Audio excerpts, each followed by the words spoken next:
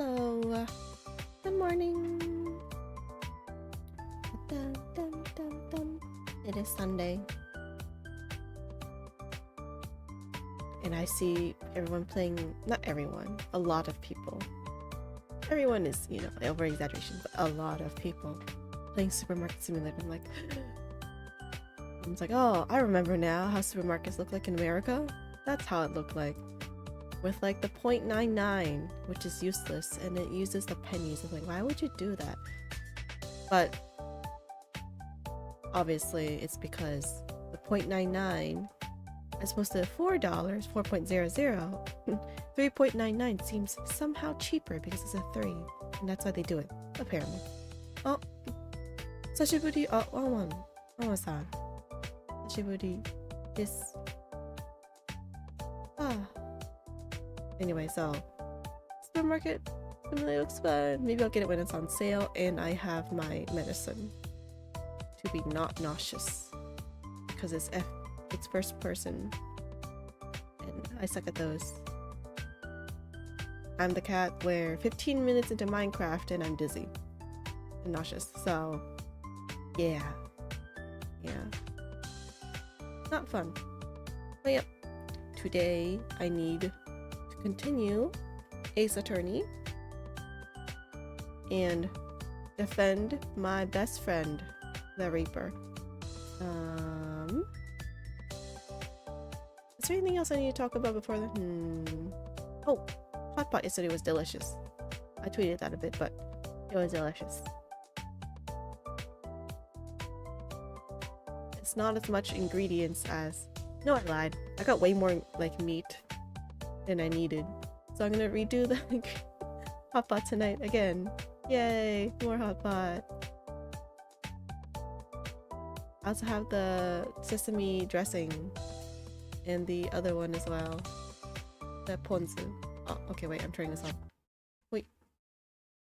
And then I click this button. You can hear it, but autosave feature. Okay, wait. Let me do this. And then do this. And then do this. Perfect. Ace Attorney.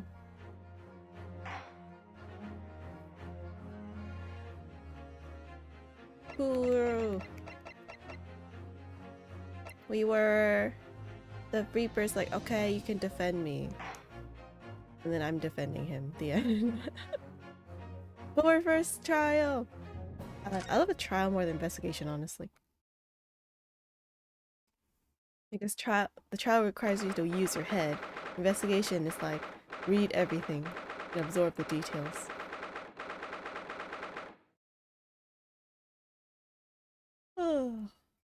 Also, I need to make milk tea in a bit.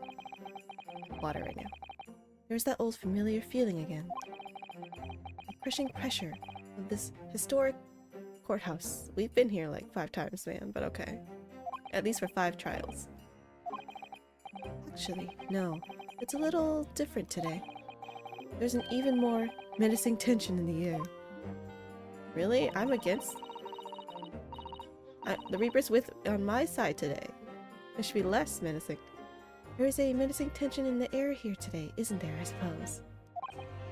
You read my mind. Yes, I think so. It can only be the result of the menacing appearance of the defendant. Oh, it's him?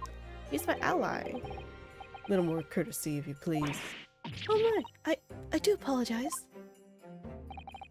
However, you're certainly not mistaken that this trial is far from ordinary. What do you mean? I'm not privy to the details. However, I understand that no jury has been selected. Huh?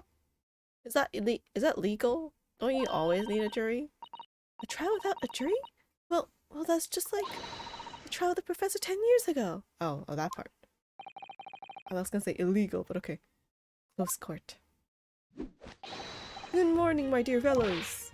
Mr. Holmes! Have you made note of my hair, Mr. Naruhodo? An outright victory for science, you must agree. It's normal, isn't it? To be perfectly honest, so much happened yesterday that, well, I completely forgot about your little hair problem. Wait. Ha!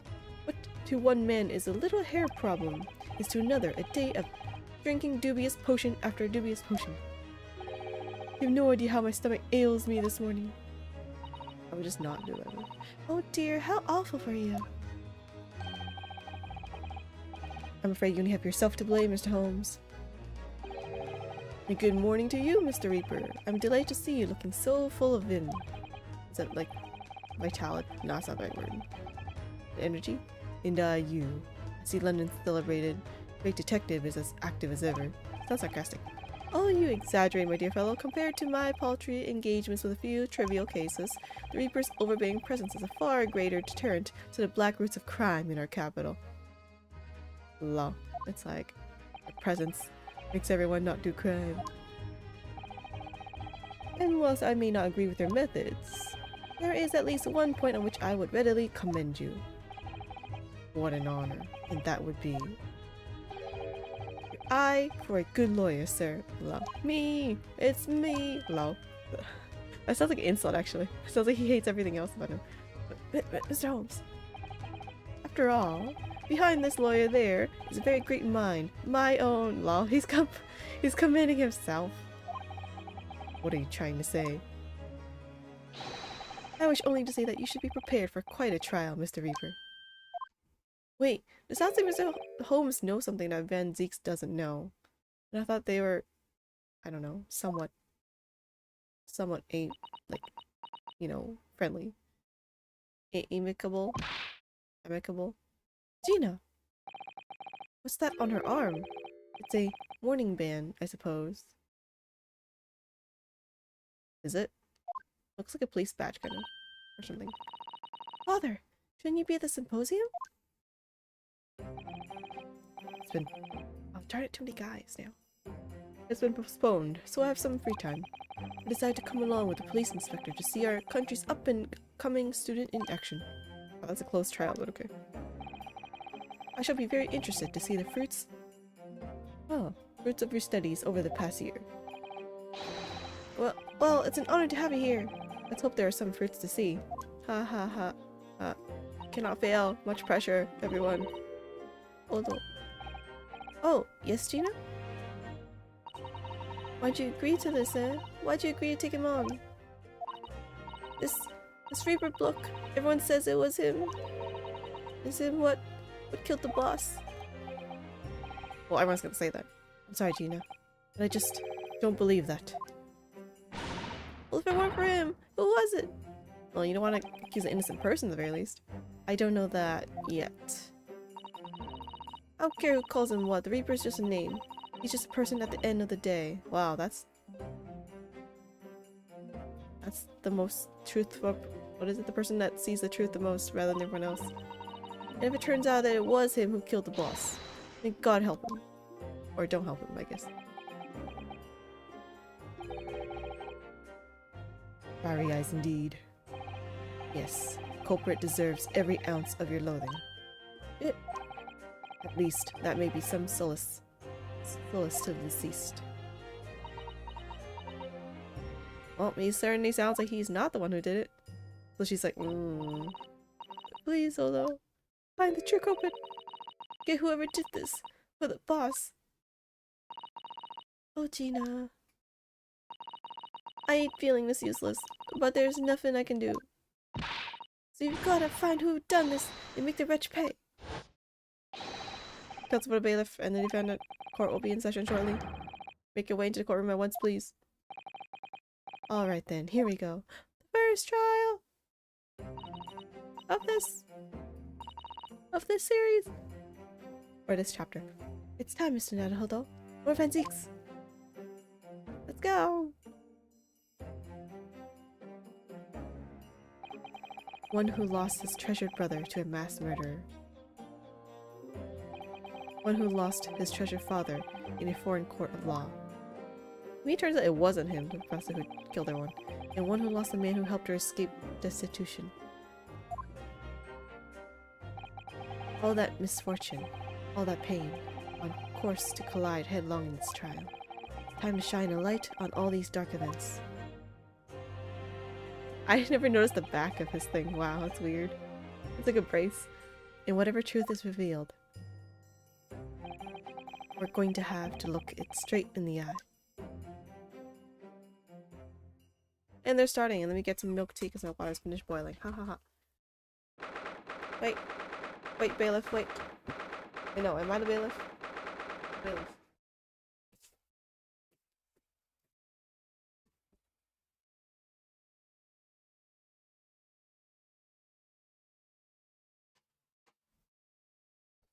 Let me get my tea.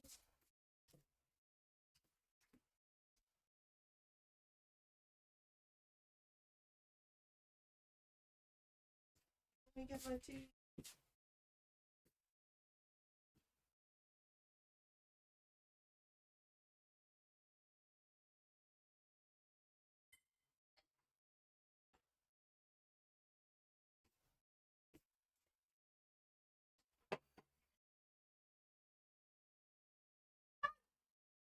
Birds.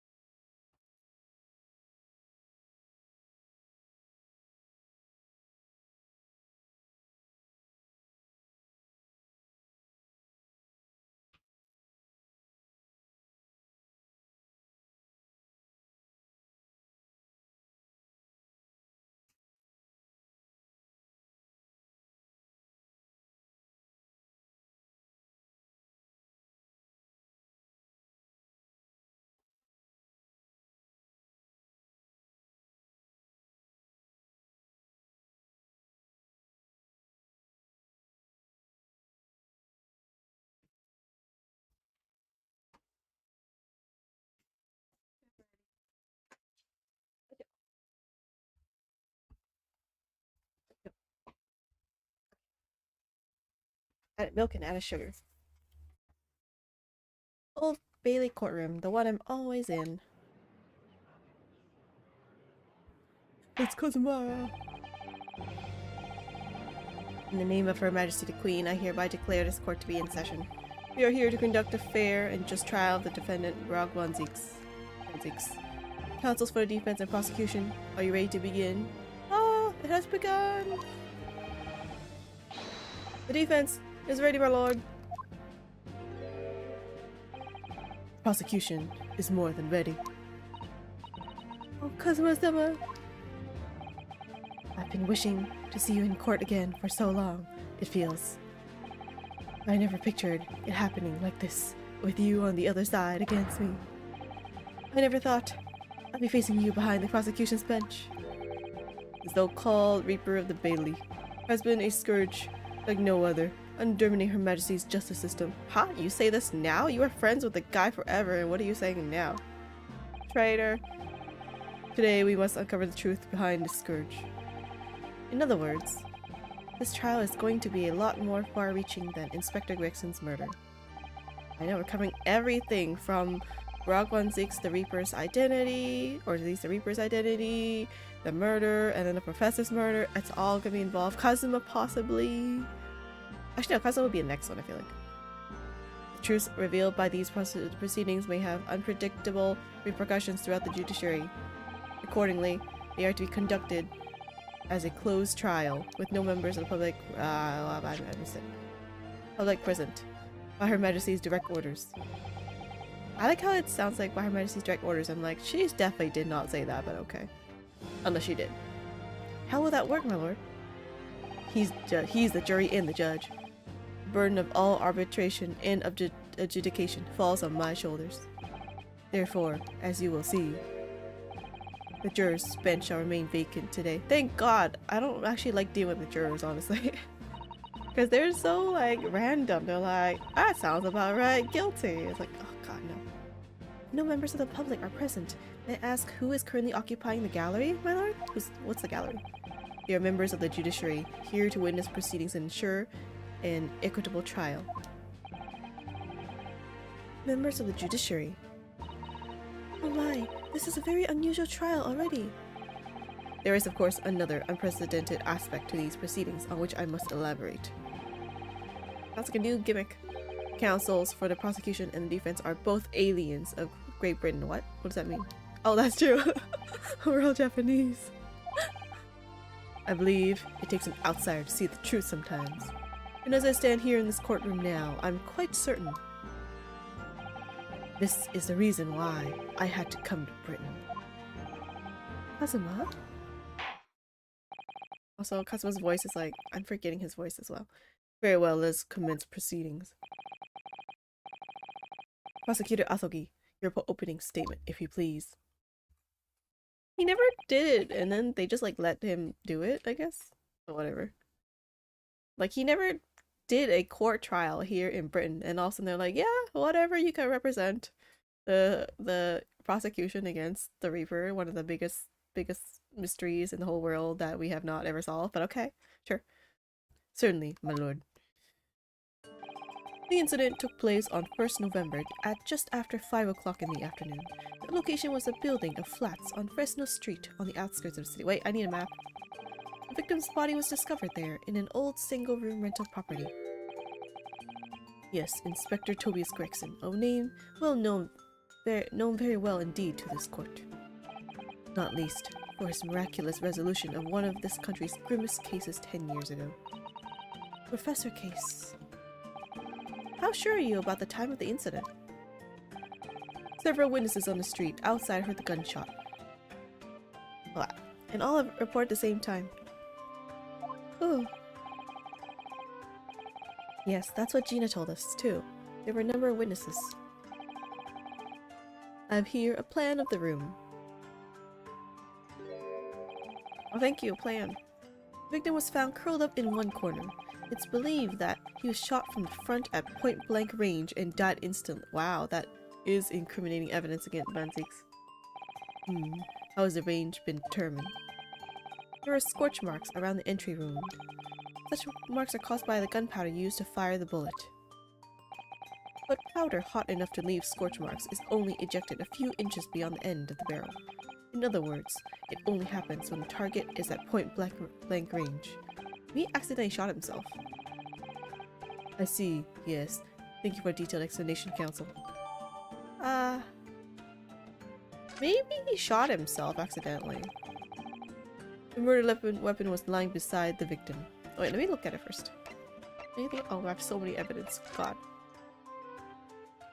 Coroner, Maria Gori. Tobias Gregson, male, age 45, nationality British, time of death. Huh? There's no time of death. Cause of death, victim was shot in the chest at close range from the front, resulting in instant death. Scorch marks at point of entry. The bullet exited the body from behind. Additional observations. The caliber of the gun used matches that of standard issue firearms for members of the judiciary. Okay.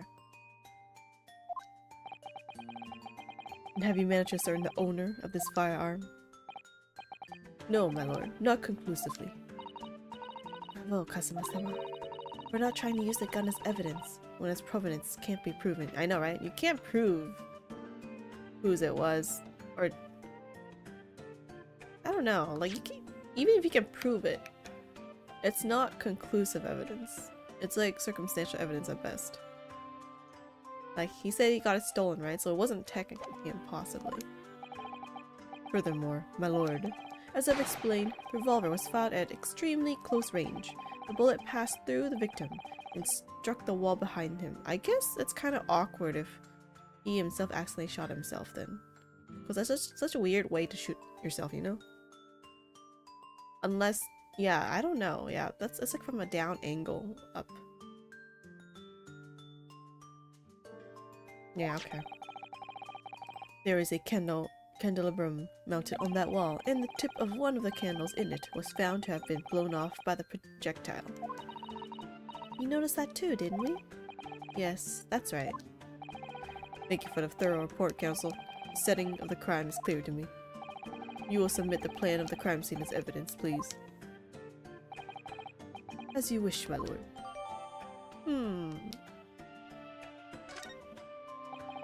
Is this Fresno Street room Inspector Gregson's private abode. I don't never know how to pronounce that. I don't know. The candle thing is suspicious. Why was two of them burned completely and one of them wasn't? Oh, I guess, oh, never mind. Because I shot it when it was the same height and then the other two kept burning, probably. Can you estimate the time of death from that then? I feel like you could. If you knew how long it takes to go from the burnt height to that height that was there, which is probably when they found the body, then you can estimate how long ago it's been since his death. Or, well, at least when he was shot.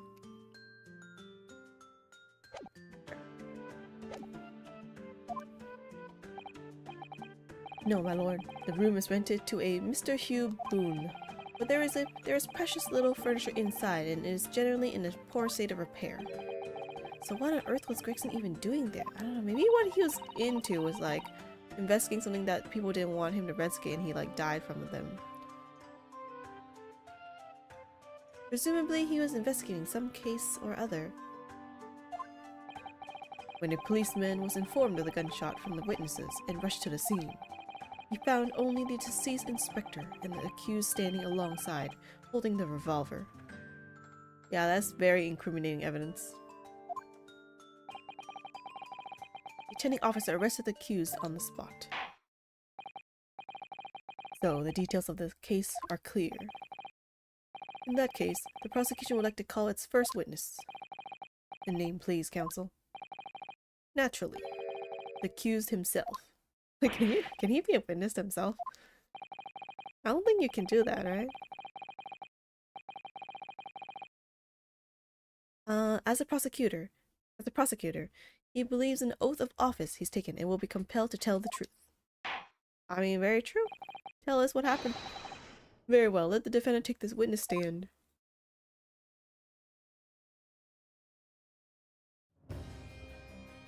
The BGM. Van Zeke's BGM. It sounds like a vampire BGM if you think about it. So, witness, state your name and occupation for the court. Brock Van Zeeks, Old Bailey prosecutor. I presume, Lord Van Zeeks, that you heard Prosecutor Asogi's opening precis? I did. It is alleged that you were found at the scene of the crime, and that you were arrested by the arriving police officer. Can you confirm this? Yes, my lord. Then I'm sure the court would like to hear you explain some things away. Namely, why you were there in the room of Fresno Street at the time in question. And what exactly took place. I intend to explain away nothing. I'll simply tell the truth. That doesn't help your case. I must say, Lord Van Zeeks, I never imagined this day would come. Or rather, I didn't want to imagine it would come. But since you became known as the Reaper, part of me has been dreading it. Your formal testimony then, witness. Wait, do I have to find contradictions in his statement? Why y'all need to hide something? I was investigating Gregson, and my inquiries had led me to that address. What? You were investigating Gregson? When I first entered the room that day, it was dark inside and I saw no one. A moment later, I heard the gunshot. I spun around and saw the revolver on the floor. Okay. Just as I picked the firearm up to examine it, the door flew open and I heard a man scream. So a different gun. It was only then that the body of Inspector Gregson appeared before me.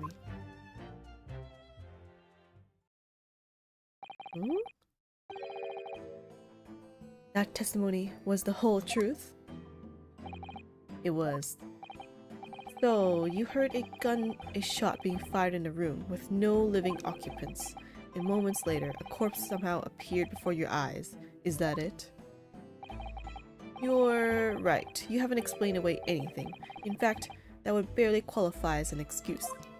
You're an apprentice, and all of a sudden you're like, I'm gonna betray you, master. I thought you were my mute apprentice. I know, right?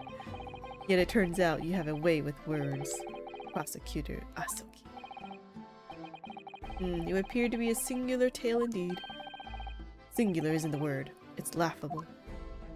Wait, what are you trying to say? What's gone to Kazuma? He's not behaving like himself at all. Who is this guy? He's like provoking the guy. Very well then. Counsel, you may begin your cross-examination. Yes, my lord. Wait, I don't have anything yet.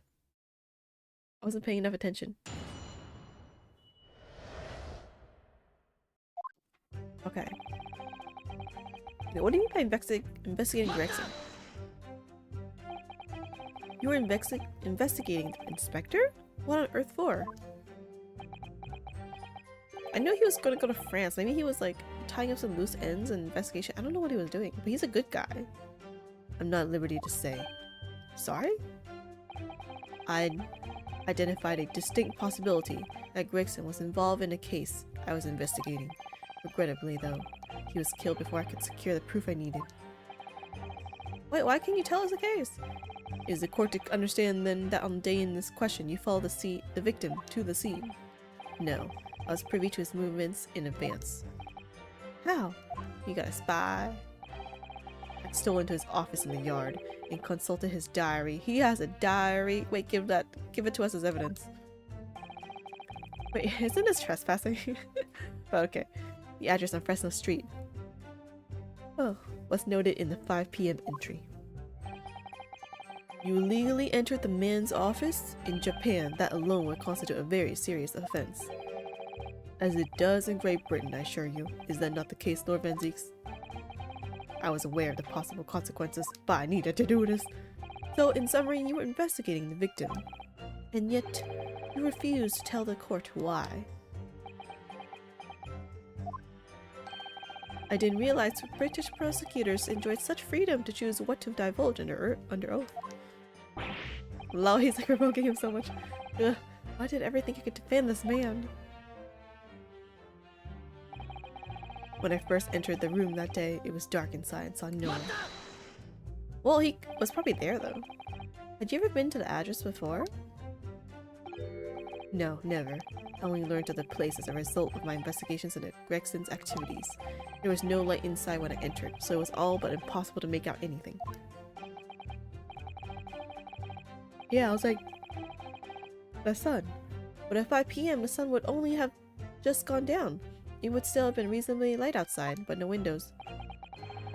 The room has a window, but it was boarded shut. Very little light found its way into the room from outside, so it was extremely murky inside. I wouldn't have noticed if the victim was already lying on the floor. Maybe Grexon was already dead. Oh wait, no, he said a man screamed. But maybe that scream was from the other guy. There was no artificial light in the room, you say? You're quite sure? I know, right? There was candles. I'm quite sure that the part of the room where the body was found was very dark. Which means that candle thing was before. Grexon was killed before then. I have a feeling there was a small oil lamp burning on the desk though I couldn't say for certain. Look, Mr. Nadaholo. What is that? It looks like a teacup, I thought. There is a small desk in the room just here. Yes, I remember, and there was an oil lamp on it, as well as the framed photograph. Was there? When I entered the room, I closed the door behind me and started towards the desk to investigate. And what did you find? Nothing. I never actually reached the desk. And then a moment later I heard the gunshot. I spun around and saw a revolver on the floor. So there was a gunshot.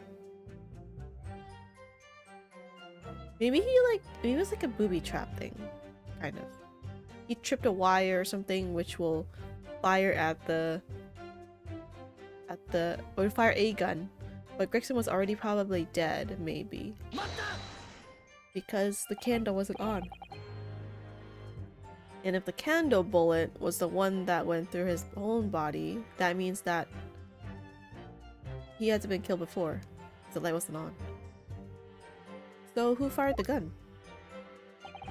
I have no idea. I didn't see anybody else in the room. But you say it was very dark in there? How can you tell there's no one there? Yes, that's right. All I can tell you is I didn't sense another's presence, which means Grexon was already dead. Then could it be that the gunshot actually originated from somewhere outside the room? No, that's out of the question. Oh. Without doubt, the sound emanated from inside the room. I could smell the gunpowder. Yeah, I think it was just a trap. When you, like, trip on it, it, like, fires something.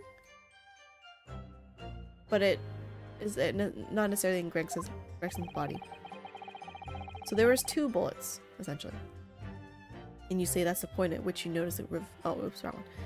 And you say that's the point at which you noticed the revolver on the floor. Correct. And I foolishly picked it up. That was carelessness on my part. Presumably, then, the gunshot you heard came from the firearm that you somewhat hastily took in your hands. In point of fact, my lord, I believe it did not. Wait, what? There's a different gun? What? The barrel of the revolver I picked up was cold, and there was no smell of spent powder. Weak! But then, where on earth is the gun that was fired? Now there's like effing 3 bullets. Or not 3 bullets. 3 guns. No, wait. Maybe 2 guns. And 2 bullets. Whilst I would like to oblige you with an answer, I'm afraid I can't. I, too, would dearly like to know that.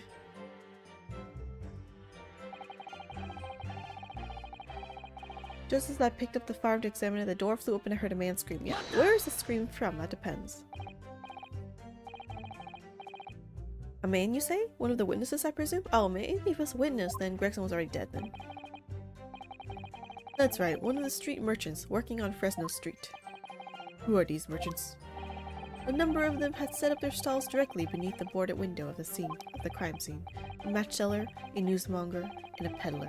They've all given statements saying they heard the gunshot, and without thought of danger, they ran inside to see what had happened. Oh, that's why the door flew open. Yes, Gina told us about that yesterday, didn't she? They burst through the door with some force, it would seem. They did, and almost gave me a heart attack in the process. But you're supposed to be the Reaper. First man to come in immediately noticed the revolver in my hand and fled. A policeman patrolling on Fresno Street heard the commotion and was able to arrest the accused shortly after the incident occurred. Anyway, the man's scream drew my attention in that direction. It was only then that the body of Inspector Gregson appeared before me. I think he was already dead for sure. What do you mean by that? In what way did the body appear? I honestly can't explain it, but it's the truth. As far as I was concerned, the body hadn't been there until that point, and then suddenly, there it was. Isn't it because it's dark so you didn't even notice it? It might have actually been there the whole time. Did you perhaps hear the sound of the victim falling to the ground just beforehand? That moment, what I heard was the sound of the door flying open and the scream of the man who came inside first. Nothing more. How can you all be so clear in your memory? I would forget. I'm like, what happened first? I don't know. I think I heard something, maybe I didn't. I have no idea. I see. After the man fled, I examined the body. I was stunned to find that it was Gregson.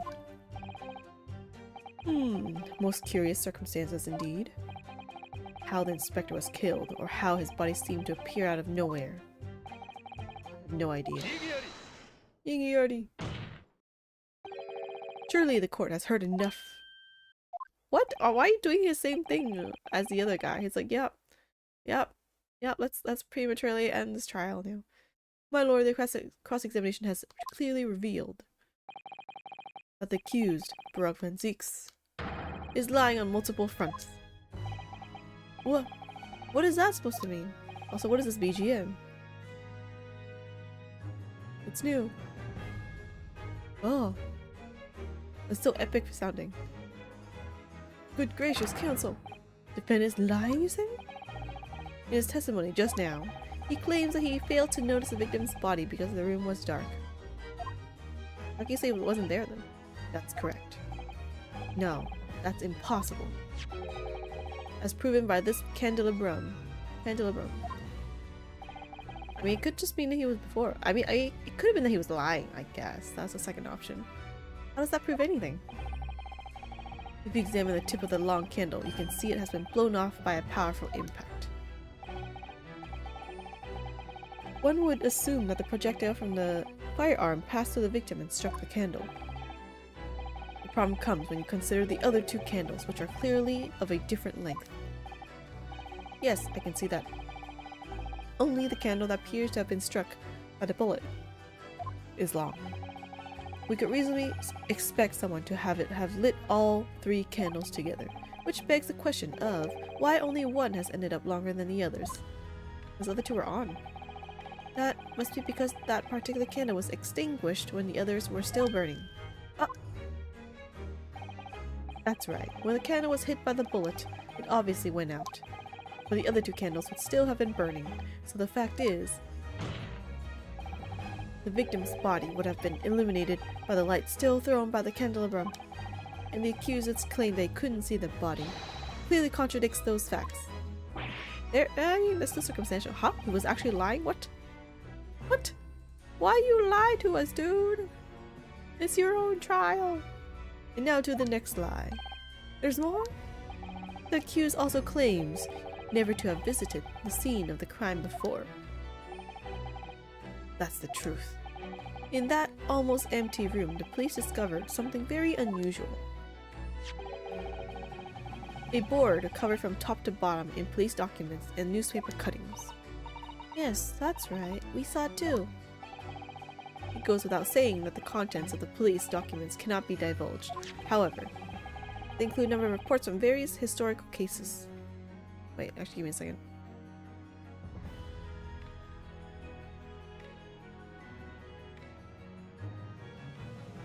Okay, I had to drink some tea. The oldest of which was from 10 years ago. 10 years ago? This is starting to sound familiar. It's Professor case? And there is a common thread linking all of the documents on that board. Indeed, what is this common thread, Counsel? Is it the Reaper?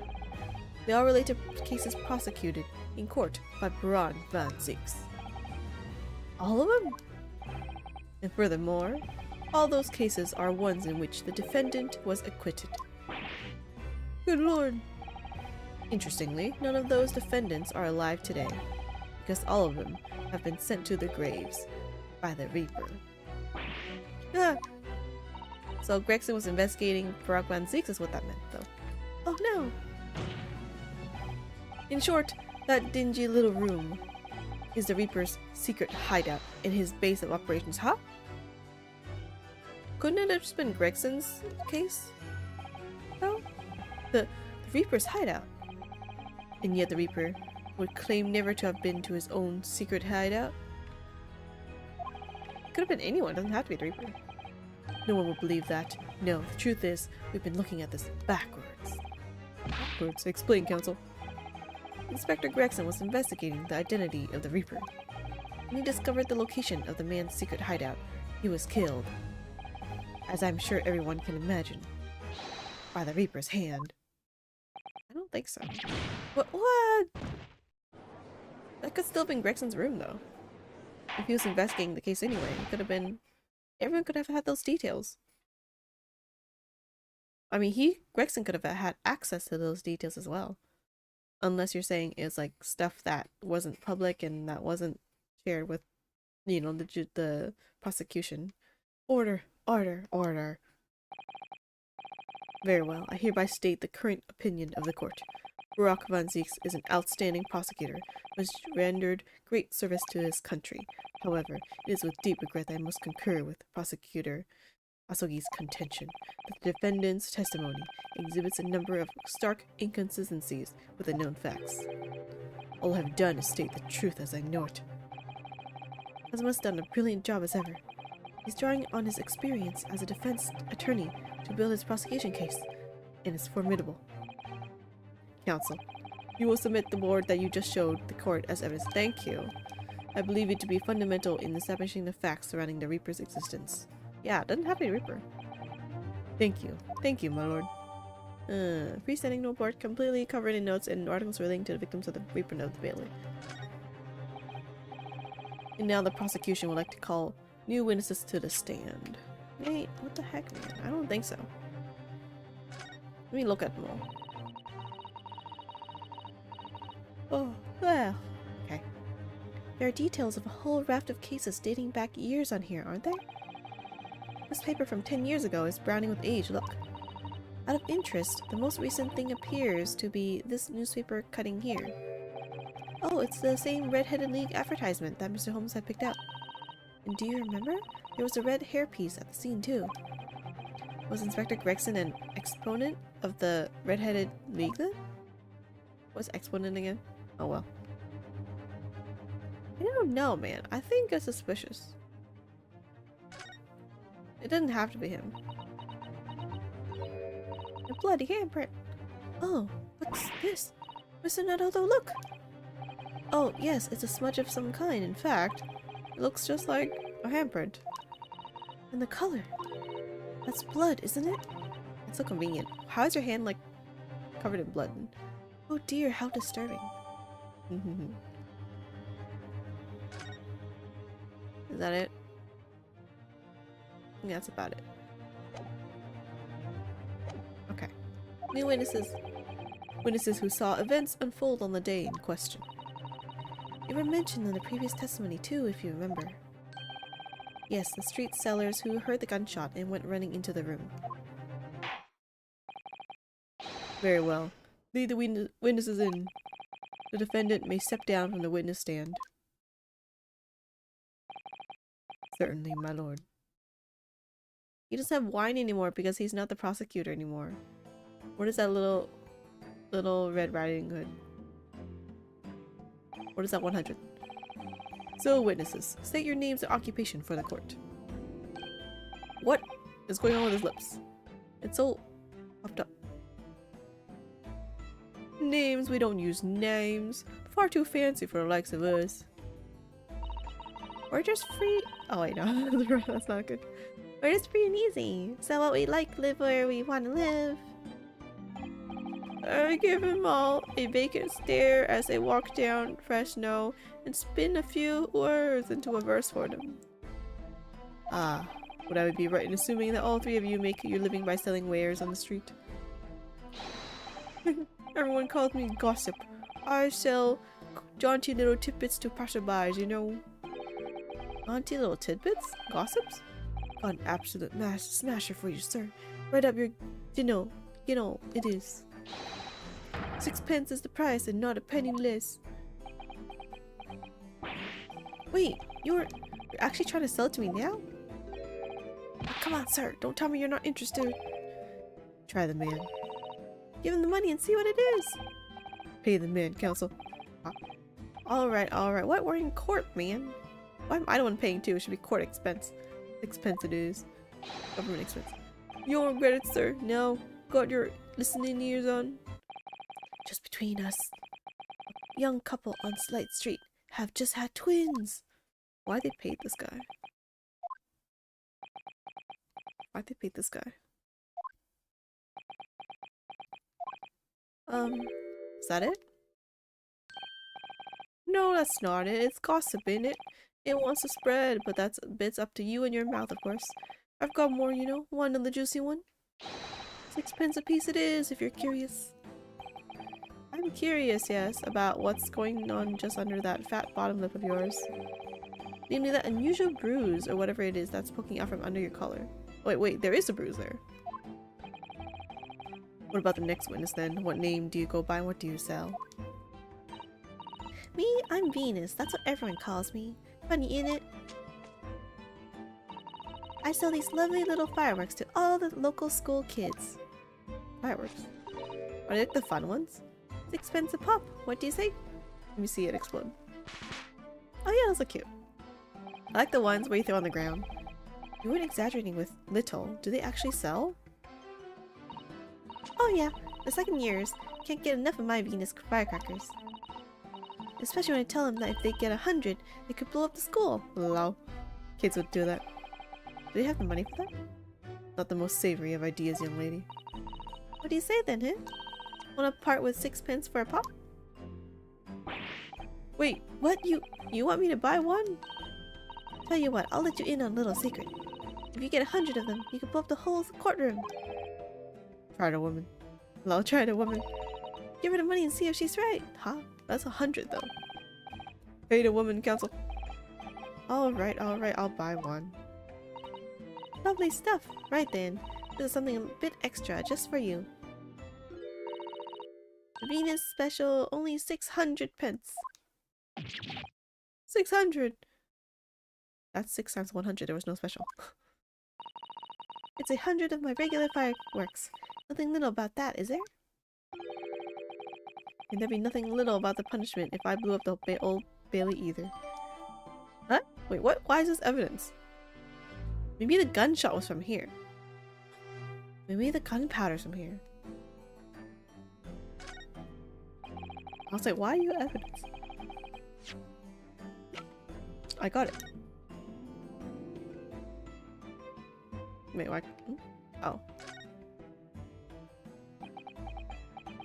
Is it like, how does this work? Have you had an idea, Mr. Nunhodo? You're staring at the end of the string of fireworks. Sorry, it's just that it's the Venus special. I was wondering, what 600 pence worth of fireworks would sound like?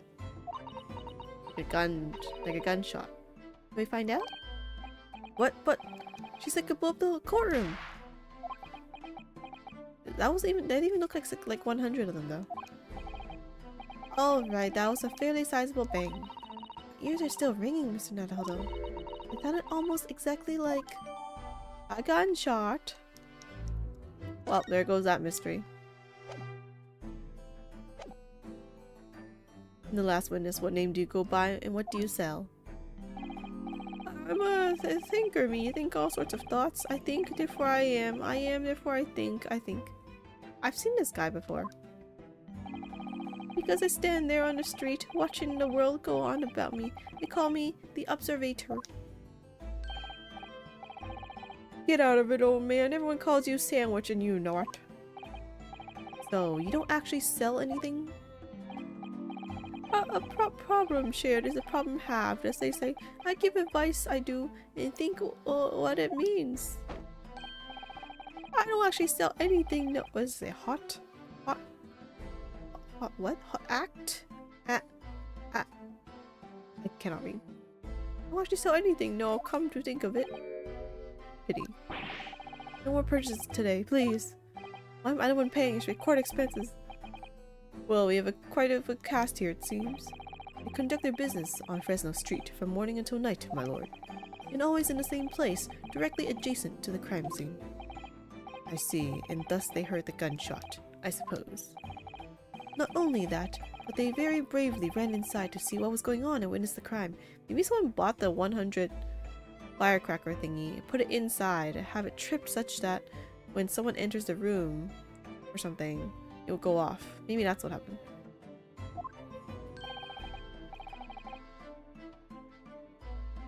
Well, I'll be beggared, I thought, just between us. Venus, Demilo, what am I to do? What a terrible thing I saw. What I think is, if all what is we see is light and shadow playing with their eyes, is any of it real? One of your philosopher. Very well. The court will hear the formal testimony of these three witnesses now. You will describe in detail what you witnessed and heard at the time of the incident. Witness testimony. The witness's account. We saw the whole thing from the start to finish, we did. Everything from the moment they went in the building. It was less than a minute after the Reaper had got inside that we all heard a big bang. Inside. It seems to me that quick to talk is quick to walk. Gossip couldn't wait to go and see what had happened. I ran into the room, and there he was, the Reaper, gun in hand, standing over the dead body. I was scared half to death, me, so I ran off to find a copper. If these witnesses were there the whole day and saw everything, who did they see going inside the building? Only the victim, Inspector Gregson, and the accused, Brock Van Zeeks. Would they even remember? I've seen pictures of that Reaper in the paper. I know what he looks like. And just between us, folks love stories like that, like this. I've made myself a tidy sum already. But wait, the room was just one of the several flats in the building. Someone from another flat could have done it. I know, right? I was like, how do you see them going? All those flats on Fresno Street are unoccupied. Someone could have been secretly living there. No? Of course they are. They're small, damp, dirty, and expensive to boot. The room in which the inspector was found is the only property in the building that's currently leased. And we know the leaseholder's name, don't we? It's Hugh Boone. The testimony the court has just heard would appear to leave little room for doubt. It's becoming increasingly difficult to see how anyone other than the defendant could have committed the crime. No, gunpowder. No! Thank you for your candor, my lord. Counsel for the defense, you may proceed to cross-examine the witnesses.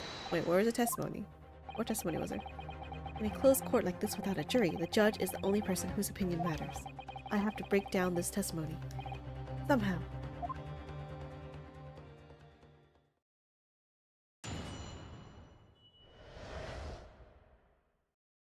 The witness's account.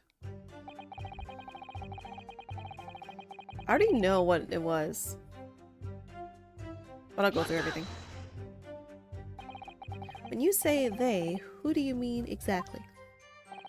Inspector Gregson and the defendant, Lord Van Zeeks? I suppose so. The likes of us don't know the names of the high and mighty, but I'll tell you one thing. It was the old Reaper that went in last, that's for sure and certain. Who's behind Inspector Gregson? Did they arrive at the same time as each other? No, not at all. The first fella must have gone inside a good 15 minutes before we heard that gunshot. The victim arrived 15 minutes before? Are you sure about that? 15 minutes before. Okay. Am I sure? Does it seem likely that I've forgotten a fellow with bright red hair like that, does it? Yeah, his hair really were red, weren't it? Redder than my flaming fireworks even.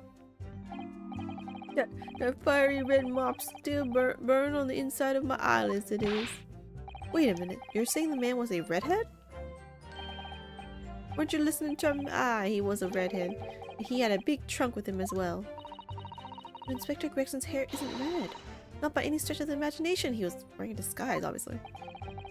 It seems likely that the person you saw wasn't in fact Inspector Gregson at all, but some other third party. No, it was definitely him. He had a wig. No, I hate to break it to you, but the witnesses are correct.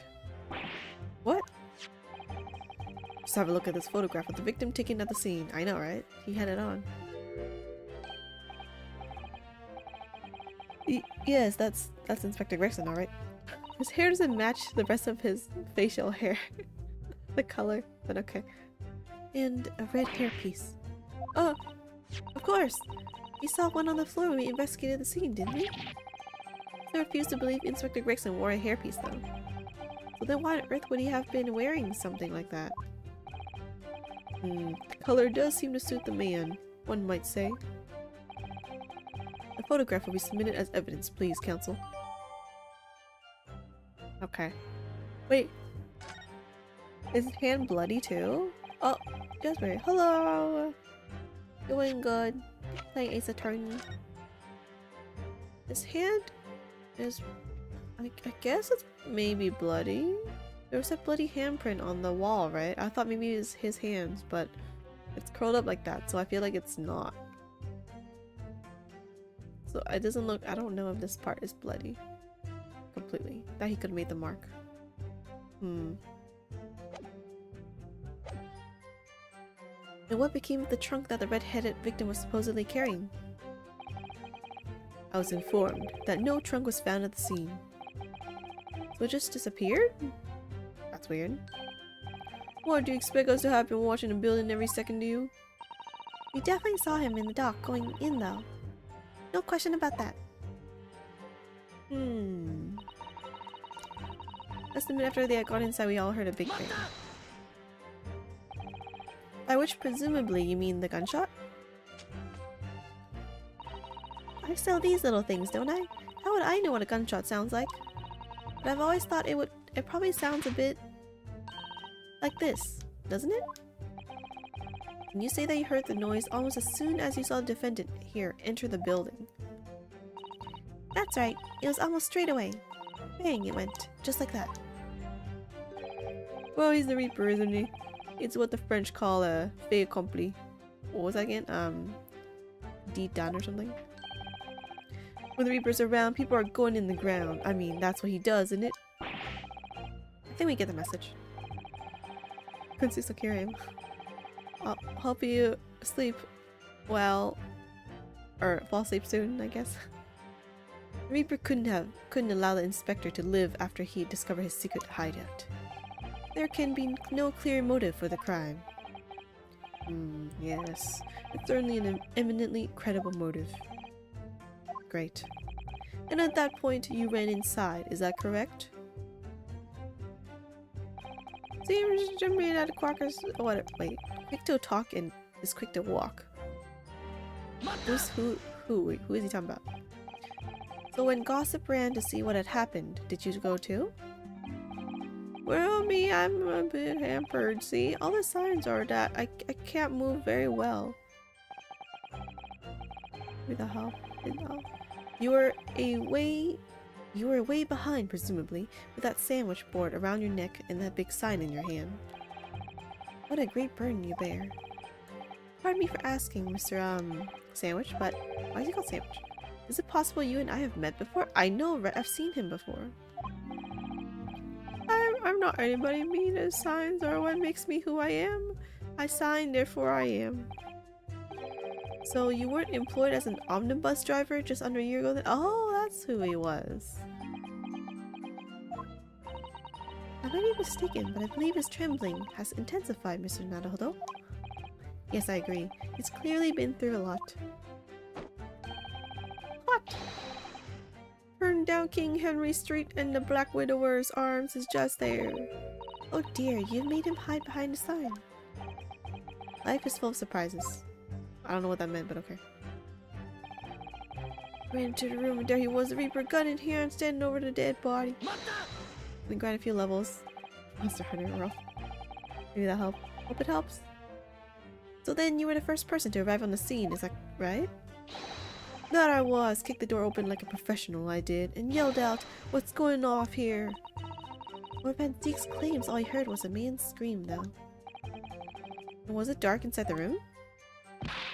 No, not dark at all. There were candles burning on the wall. So they were candles. Really? And there was a fellow collapsed on the floor. Just between us is the first thing I noticed when I got inside. Ah, I see. Candles were burning. You know Lord Van Zeke's claims not to have seen any such lights on the wall. The next thing I noticed was somebody standing right beside the body. The accused, Brock Van Zeke's. That's right, a pale-faced Reaper himself. I was a little shocked, I won't deny it, but I'm no lily-livered coward. I stood my ground and gave that Reaper a cold hard stare myself. Oh. Pursue. Do you have something to add, Mr. Sandwich? Why is he Sandwich? I'm pretty sure that was not his name before either. There's really nothing to me. Empty in the head I am. Just two slices with no middle. So I don't know what you could want with me. I think that maybe you just remembered something. Having heard Mr. Gossip's last statement, I mean. Well, what I think is we're all nothings, really. We try to dress ourselves up as someone else, but at the end of the day, we're just all street sellers. That's enough out of you, Sandwich. Keep your trap shut now. Unless you want us to make you into a real sandwich. What does that mean? When he saw the Reaper, he fell clean over on his backside. That's it? Oh, you rotten bag. I told you to keep that a secret. He screamed, he did. Screamed and scrambled off on all fours. That's all I wanted to say. Mr. Gossip, is this true? The floor was dead slippery. That's... Oh, am I wrong? But dead slippery, that's why. I planted my hand in a filthy pool of blood, didn't I? Yuck, huh? Wait, what? It was your handprint. What? Pool of blood? But listen here, even when I was sprawled on the floor, I still kept giving the Reaper a cold hard stare, and don't you forget it. Let's go back a little. Did you say you got blood on your hand? I did. It happens to the best of us at times, doesn't it? I was scared, so I slipped over. We can keep it just a secret between us, can't we? No, Mr. Gossip. I'm going to have to ask you to add that information to your formal testimony. Oh, if I must. The witness will now amend his testimony to include the aforementioned details at once. The handprint was the thing on the back of the board. Oh, if you're a sandwich, what kind of sandwich would you be? Recently, I've been eating ham or bacon type of things on sandwich with all the lettuce and all the egg.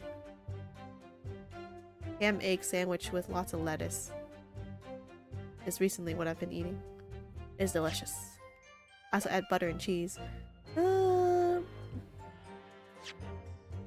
wiped it off on the floor. This one is suspicious. Wait, let me save. This board is suspicious. This board, wait, no. This board, no wait, no, not this one. This one. Was this actually on the floor the whole time? Oh, I was correct. Hey there, just stopping by to say good night, good morning. Oh, thank you. Good morning, good night. So you wiped off the blood from your hand on the floor of the room. Are you quite sure about that? Well, what else do you expect me to have done, man? Does it really matter? Cause I'd be like, you unrelated. The police found no such handprint on the floor during their investigations. Witness, you were lying. Hello. What is exactly his defense asserting? If you listen, you'll find out. Prosecutor Asogi. Certainly, there was no bloody handprint found on the floor. What are you trying to say? There was a handprint in blood left very clearly at the scene. On the back of this notice board. Did he put it back up or something? Ah, yes indeed. Indisputably, a handprint in the distinctive color of blood. You're dead right, that's my right hand. I know anywhere. Why would you know that? Below I see a sign. Hot, actual... something. Maybe sandwich? The witness very definitely testified that he wiped his hand on the floor. Any handprints on the back of the board are irrelevant. Not if the board itself had fallen over onto the floor. In that case, it's quite possible for the witness' handprint to have ended up there. Just look at the floor plan of the room. Oh, it's so far away. The notice board was in the opposite corner of the room to the victim, and in an upright position. Even if it had somehow been toppled over, it was lying on the floor at the time. It would have been a considerable distance from the body. I fell over when I came across the body, so I was basically right next to the corpse, not on the other side of the room. In other words, the defense's assertion is contradictory. Yes, it is. Assuming no one moved it. There's a very definite contradiction here, for which there must be a reason. Or maybe the body was moved. No, I don't think my body could be moved because the blood was on the floor and it stains. I take it that you've formulated a proper hypothesis, counsel, regarding this apparent discrepancy between the witness's account and the handprint found at the scene. I have, my lord. This discrepancy between the witness count and the location of the handprint is explained by the board moving. I think that's the most obvious and easy way to do it. The real contradiction here is the handprint itself, not where it was found. As the court can see, it's upside down. That too. Good gracious, so it is. If the witness had put his hand against the board, the finger should be pointing upwards. What does that tell us? It tells one simple fact. When this handprint was made, the board must have been lying on the floor as I previously suggested, which means that after the incident, it must have been moved. What? Who did it? Actual Hero. You're claiming that somebody moved a notice board after the shooting? And tell the court who? Wait, I don't know. Wait, I don't know either. I don't know that yet. But the point is, when you consider all the testimony we've heard so far, we can now be very clear on one point. And that would be... Actually, wait. Tell me too. I don't know what's going on. The position of the notice board at the time of the incident, my lord. Well, yeah, I figured that. So, counsel, I must ask you to clarify your assertion for the court. At the time of the incident, where do you maintain the notice board was situated? Around here. Around here. Around here. Let me save. It has to be around there. Where else could it be otherwise? It has to be here. The blood was here. The guy was next to the corpse, which means if you enter the room, you're like, oh my god, corpse! And you're standing here, right? Notice board has to be somewhere here. Around here. This is the only possible location. Immediately adjacent to the doorway?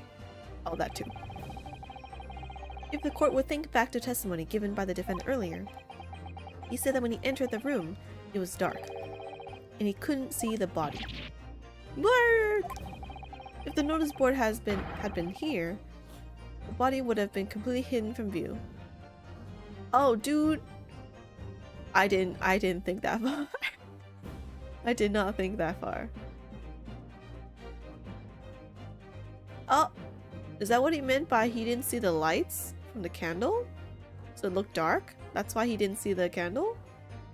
Oh man, I didn't think that far. Wait, I kind of wanted to think about this myself, darn it. Spoilers. I'm sad. I don't like spoilers. And the light from the candles would have been blocked, making the room appear darker. But the accused also claimed that the victim's body simply appeared before him.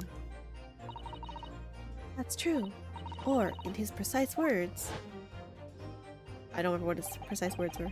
Just as I picked up the firearm up to examine it, the door flew open and I heard a man scream. It was only then that the body of Inspector Gregson appeared before me.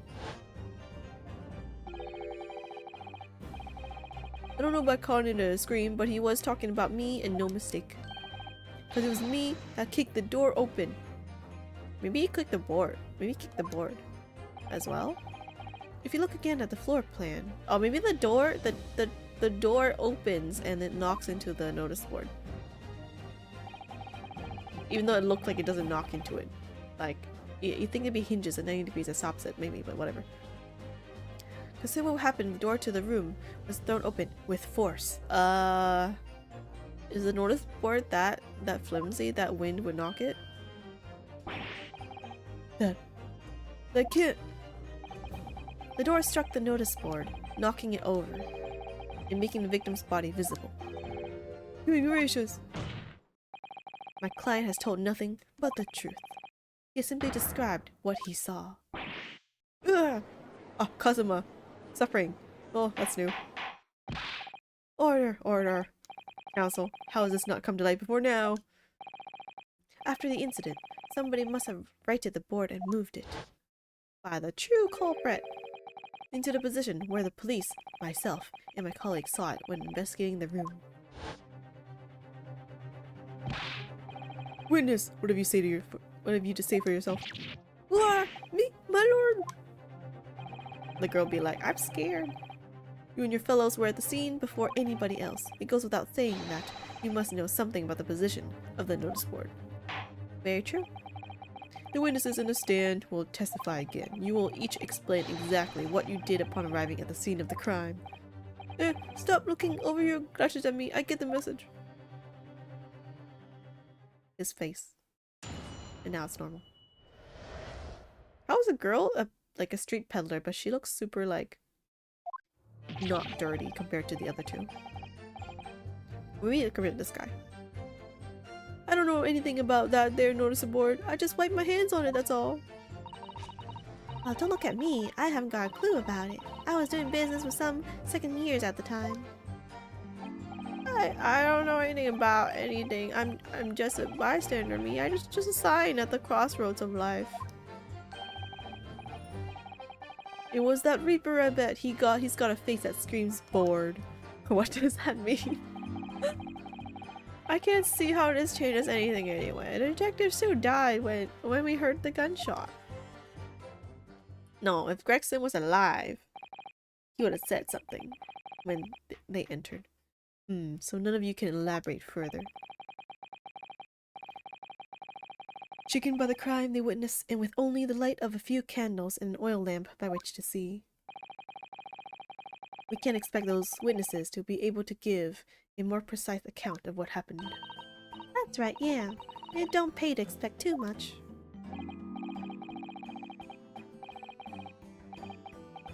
It's man's endless quest for knowledge that's destroying the world. That's what I think. Wait, you're a philosopher-ish guy, but okay, sure.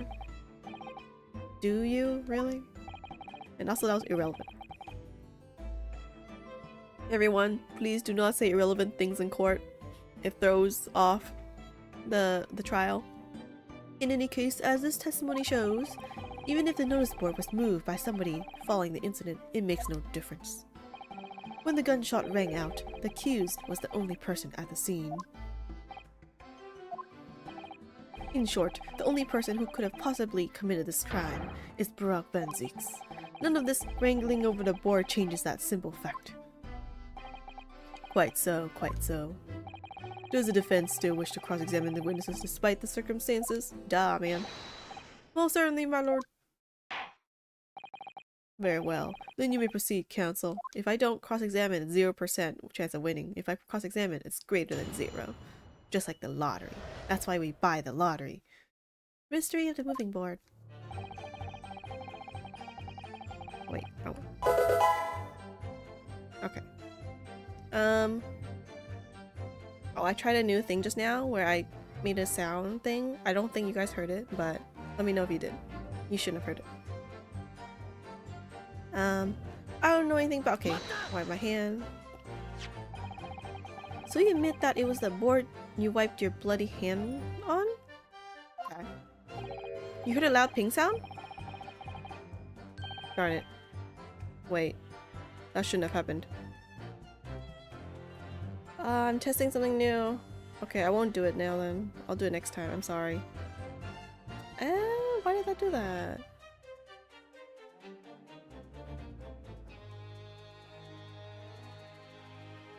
Oh, I'm sorry, man.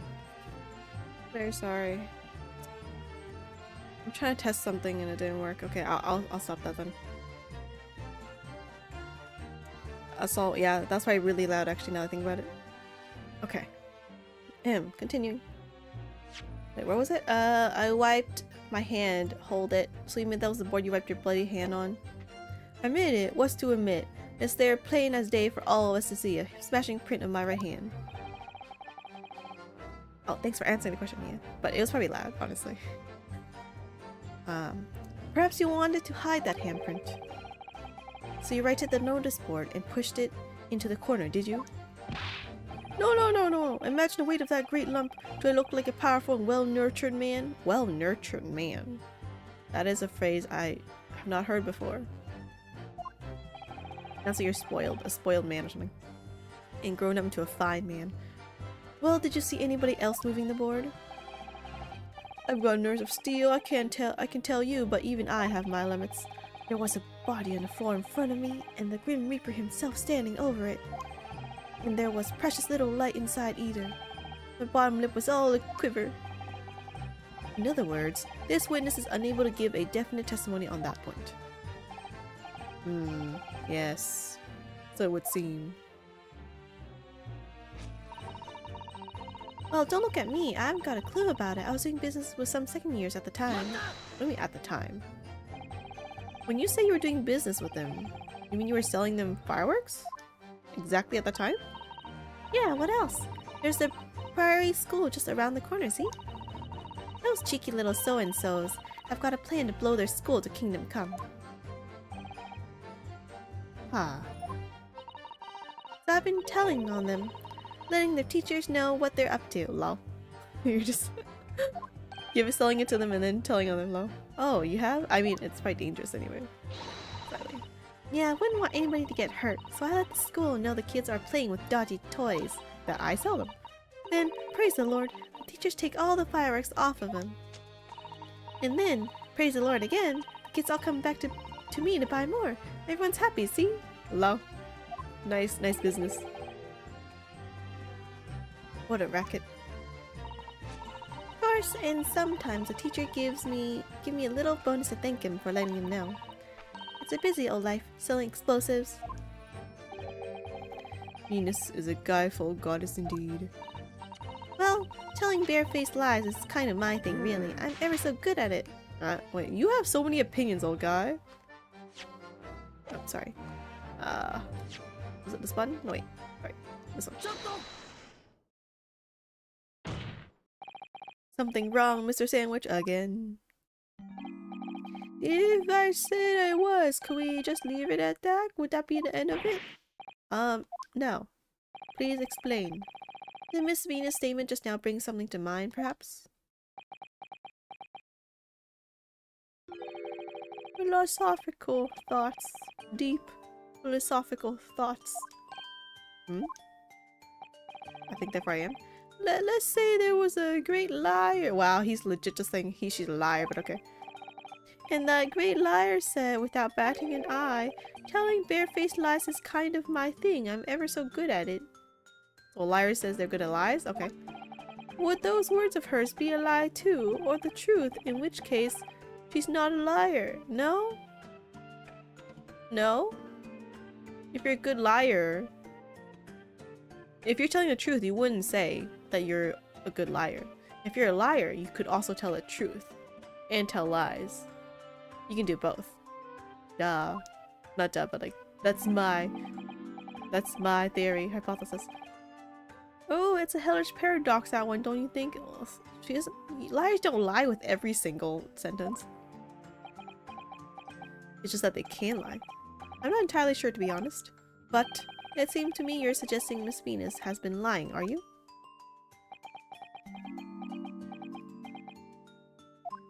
Out with it, old man. What are you on about, old man? Trying to cause trouble, are you?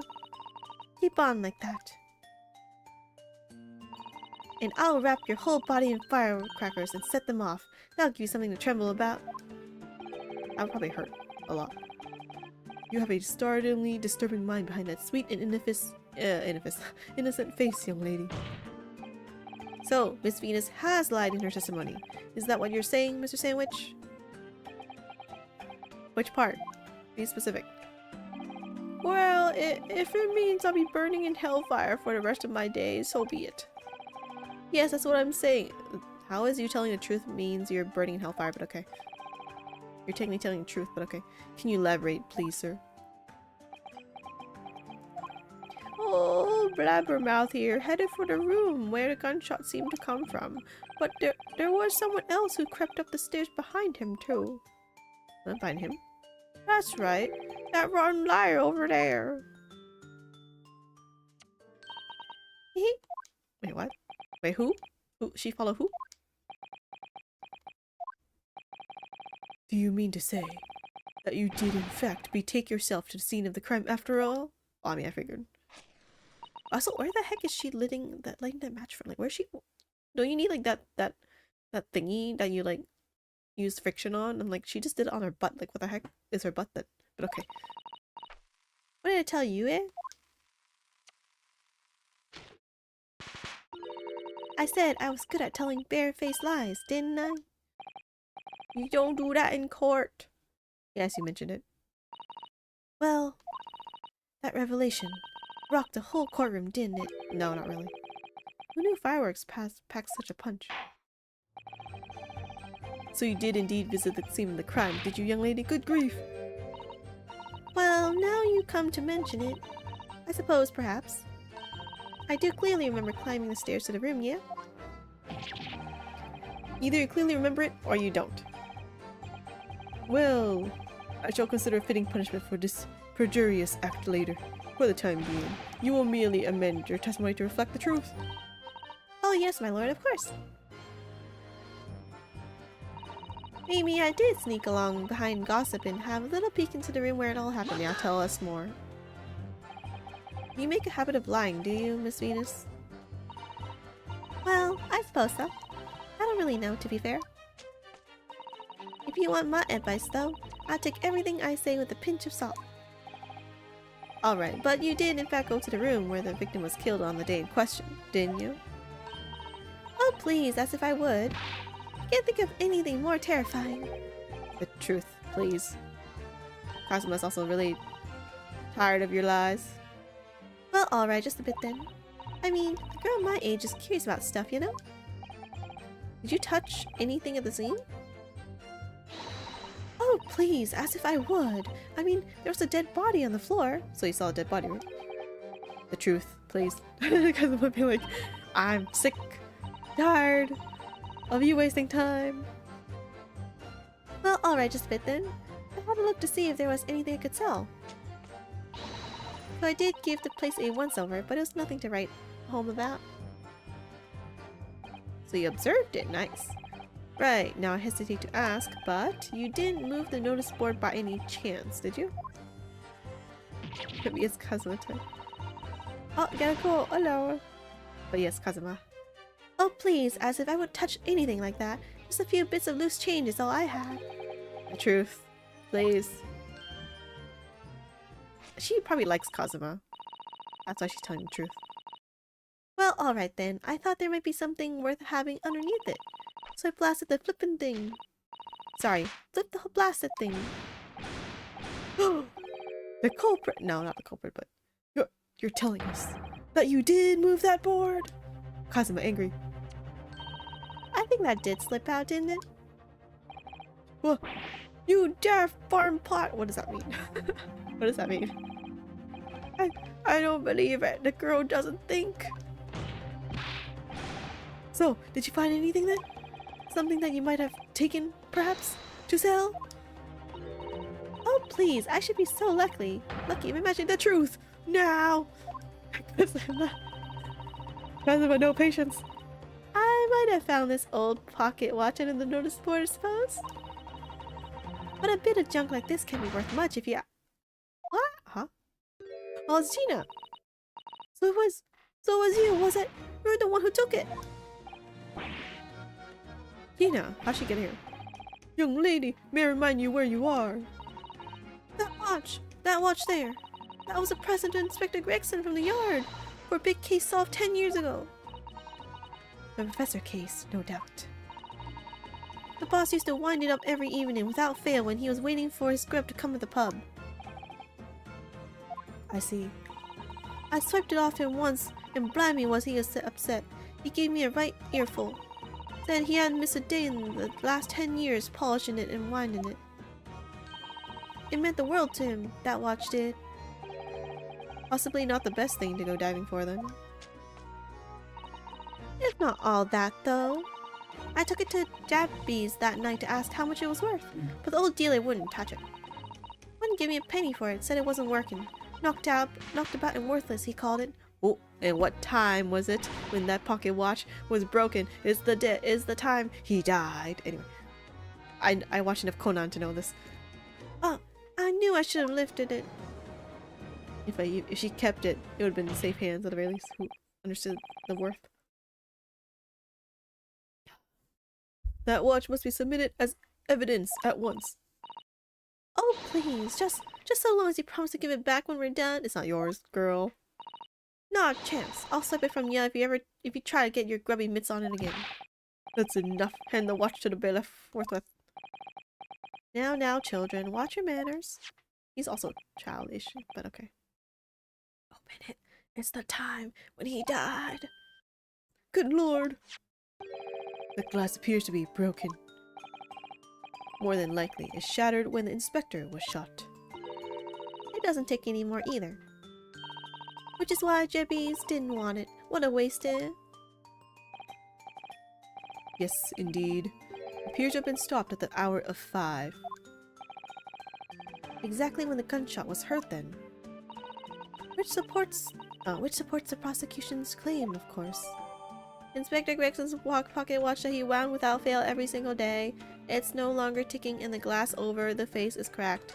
Let's examine it.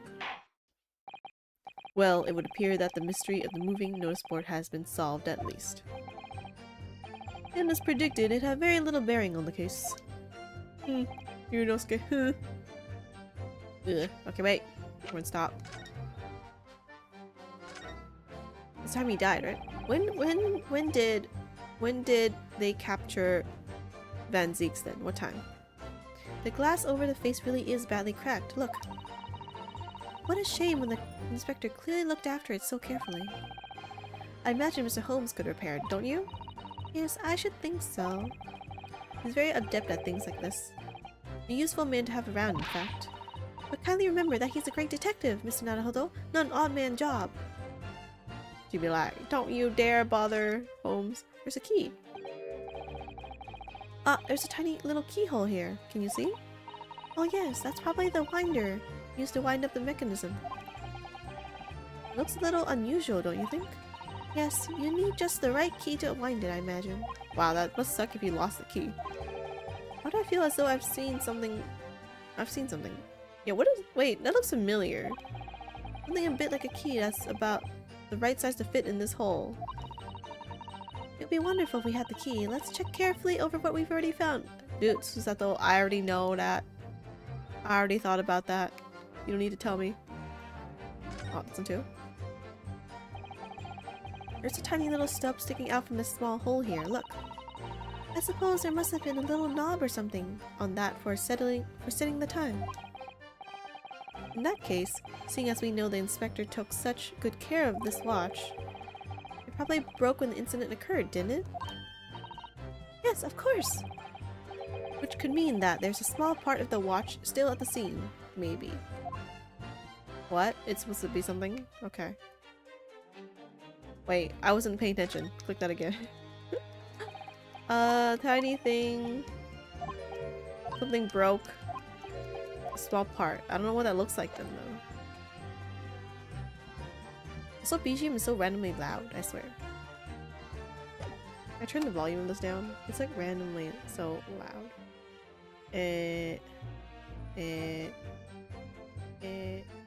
Let me. Wait, where's the button for this? Oh, here it is. This is right now 9. It is now at 8. Whatever. Let's keep with this. Now then, continue with your cross-examination, please, counsel. Wait, what was the key thing? Yeah, you're just a bystander. Yeah, whatever. Okay. Do we have a key? Do we have it? Was it this guy? Oh, this guy. This guy.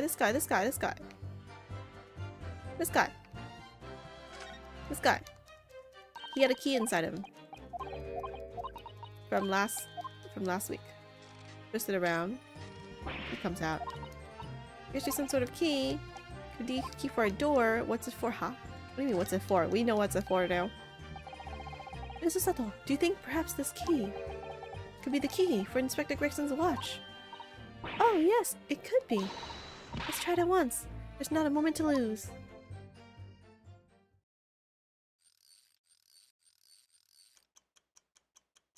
Wait, no! 5 p.m. is the time of death. We have to know that. Oh, actually, is it the time of death? Maybe it just needed to be winded. I knew it, a perfect fit. And look! The Inspector's watch. I started going again. So it has obviously just not been wound up, that's all. Oh, that means it's not the time of death then. It probably just hasn't been wound out, so it stopped the time after this glass broke. What is it, Mr. Sato? Well, the watch isn't actually broken after all. I have a feeling it could have profound implications. Wait, I haven't caught up yet. What profound implication? It means that at 5 p.m. when he's supposed to wind the clock, he wasn't alive to wind the clock, maybe? Maybe? I don't know. His death was sometime before 5 p.m.? I have no idea. But I wouldn't wind it though when it reaches the time which you need to wind it. I would just wind it like a couple minutes before so it works properly, but I don't know. Maybe that's me. He's in deep thought now. Perhaps I better start thinking deeply too hot. Wait, no, wait. He winds it every day. Having wound it up, it started ticking again. I don't think that theory works. That he died before 5 p.m. Oh, I mean, I guess... No, I guess before 5 p.m. does work. He died before 5 p.m. Where's his time of death? What time did they find him?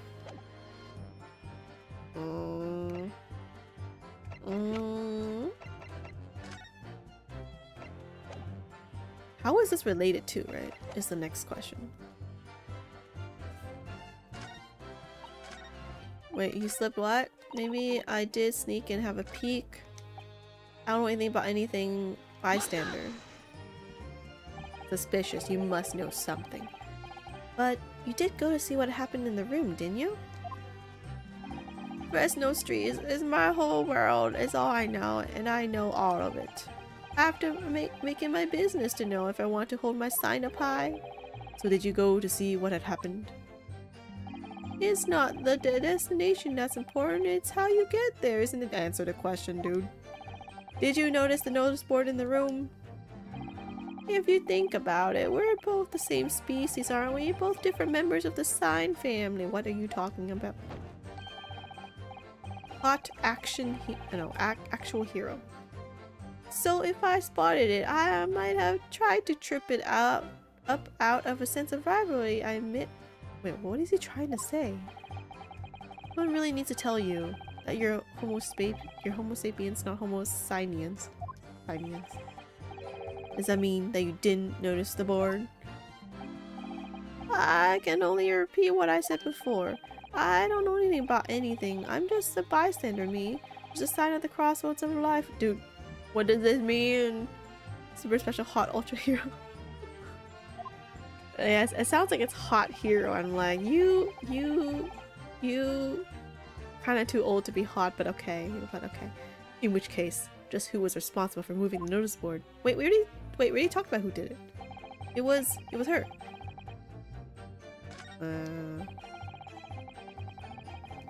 We still died when we heard the gunshot. Oh wait, I still need to. I was like, okay, I still need to continue. What exactly do you mean by that? Oh, come on now, don't tell us you've not noticed. He looks like he hates everything in the world, that fella. But not notice boards. They're the one thing he likes. You can see it in his eyes. How the heck can you tell that? I can't say I'd ever noticed. I'll tell you one thing for free, though. I never took my eyes off that man on the floor. Or off the Reaper. Not for a second. Sorry? Well, I was that scared I couldn't. You never know what a fiend like that might do if you look away, do you? I understand. If you didn't take your eyes off of the defendant, you should be able to confirm categorically whether or not he was the one who moved the notice board. Wait, we already confirmed it's the girl, though. Ah, that I can. The Reaper did nothing of the sort. I can swear to that. I couldn't have missed it if he'd heaved the thing upright again and dragged it into the corner. Right. Glad we've cleared that up. What happened to the face that screams, bored? I feel your pain, Kazuma. I know, he did say that, didn't he? He's like, he moved it. Oh, but I didn't take my eyes off him. He did not move it. Lol. Oh yeah. It was 5 o'clock in the afternoon that you all heard the loud bang, wasn't it? It was 5 o'clock in the afternoon. Wait, do we mention this? That was exactly the time when he didn't wind the clock. Maybe the notice board fell over, maybe it didn't. Maybe I fell over, maybe I didn't. How do you not remember when you did or did not fall over? But the Reaper's fate is sealed either way because of that gunshot we all heard. So your fate's sealed too. My fate? That's right. The defense is fated to lose, and the prosecution to win. Kazuma, you were so arrogant. Stop. I liked you before this. In other words, it all hinges on that single gunshot. So I could just find some problem with that part of their story. Maybe possible to change all our fates. Of course, none of that changes the fact that I heard what I heard, does it? Okay, wait. What do you want me to do?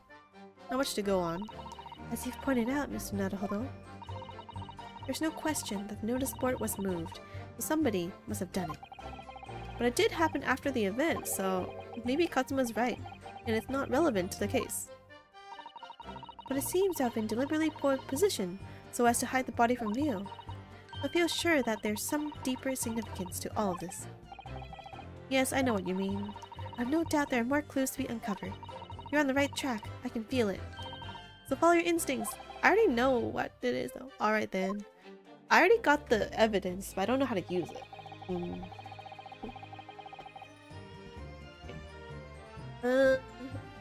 Wipe my hands on it.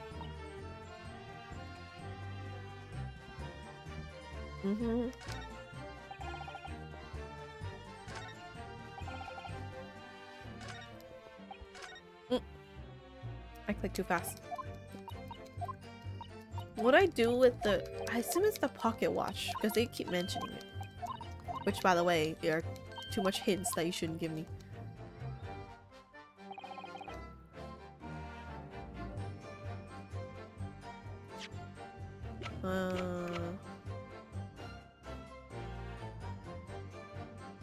They came at 5, right? And this thing opens. Actually. Oh no, it just opens. It just gets winded up.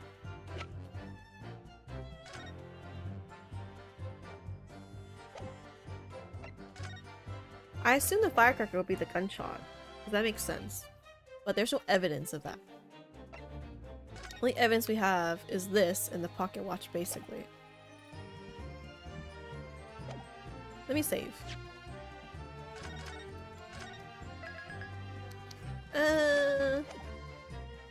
Contradictory, right? What about this part, right? If I go back? The guy interjected. So maybe if I play the whole thing, it would tell me more. It was nothing really, just a little porky. With also little implications. Did you know everything's in the world apart from the truth? Huh? There's a big fat lie. Wait, did we go over this? If you believe that, of course. If you believe that, of course. I'm lost. As am I, Miss Dis. The creation of the truth is really rather disturbing. I think perhaps we should move on to next. Huh? You gave up on the girl.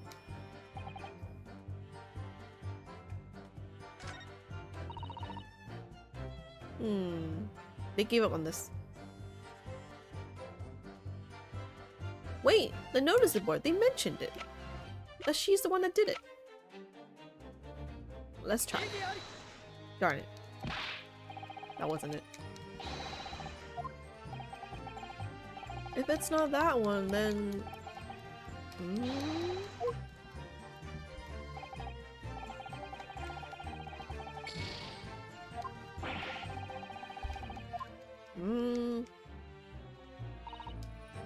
Maybe it's not that one? I don't know anything about anything. This guy is effing suspicious, but I don't know what to do about him either. Maybe the Reaper guy. This thing is like... We already mentioned it's the girl.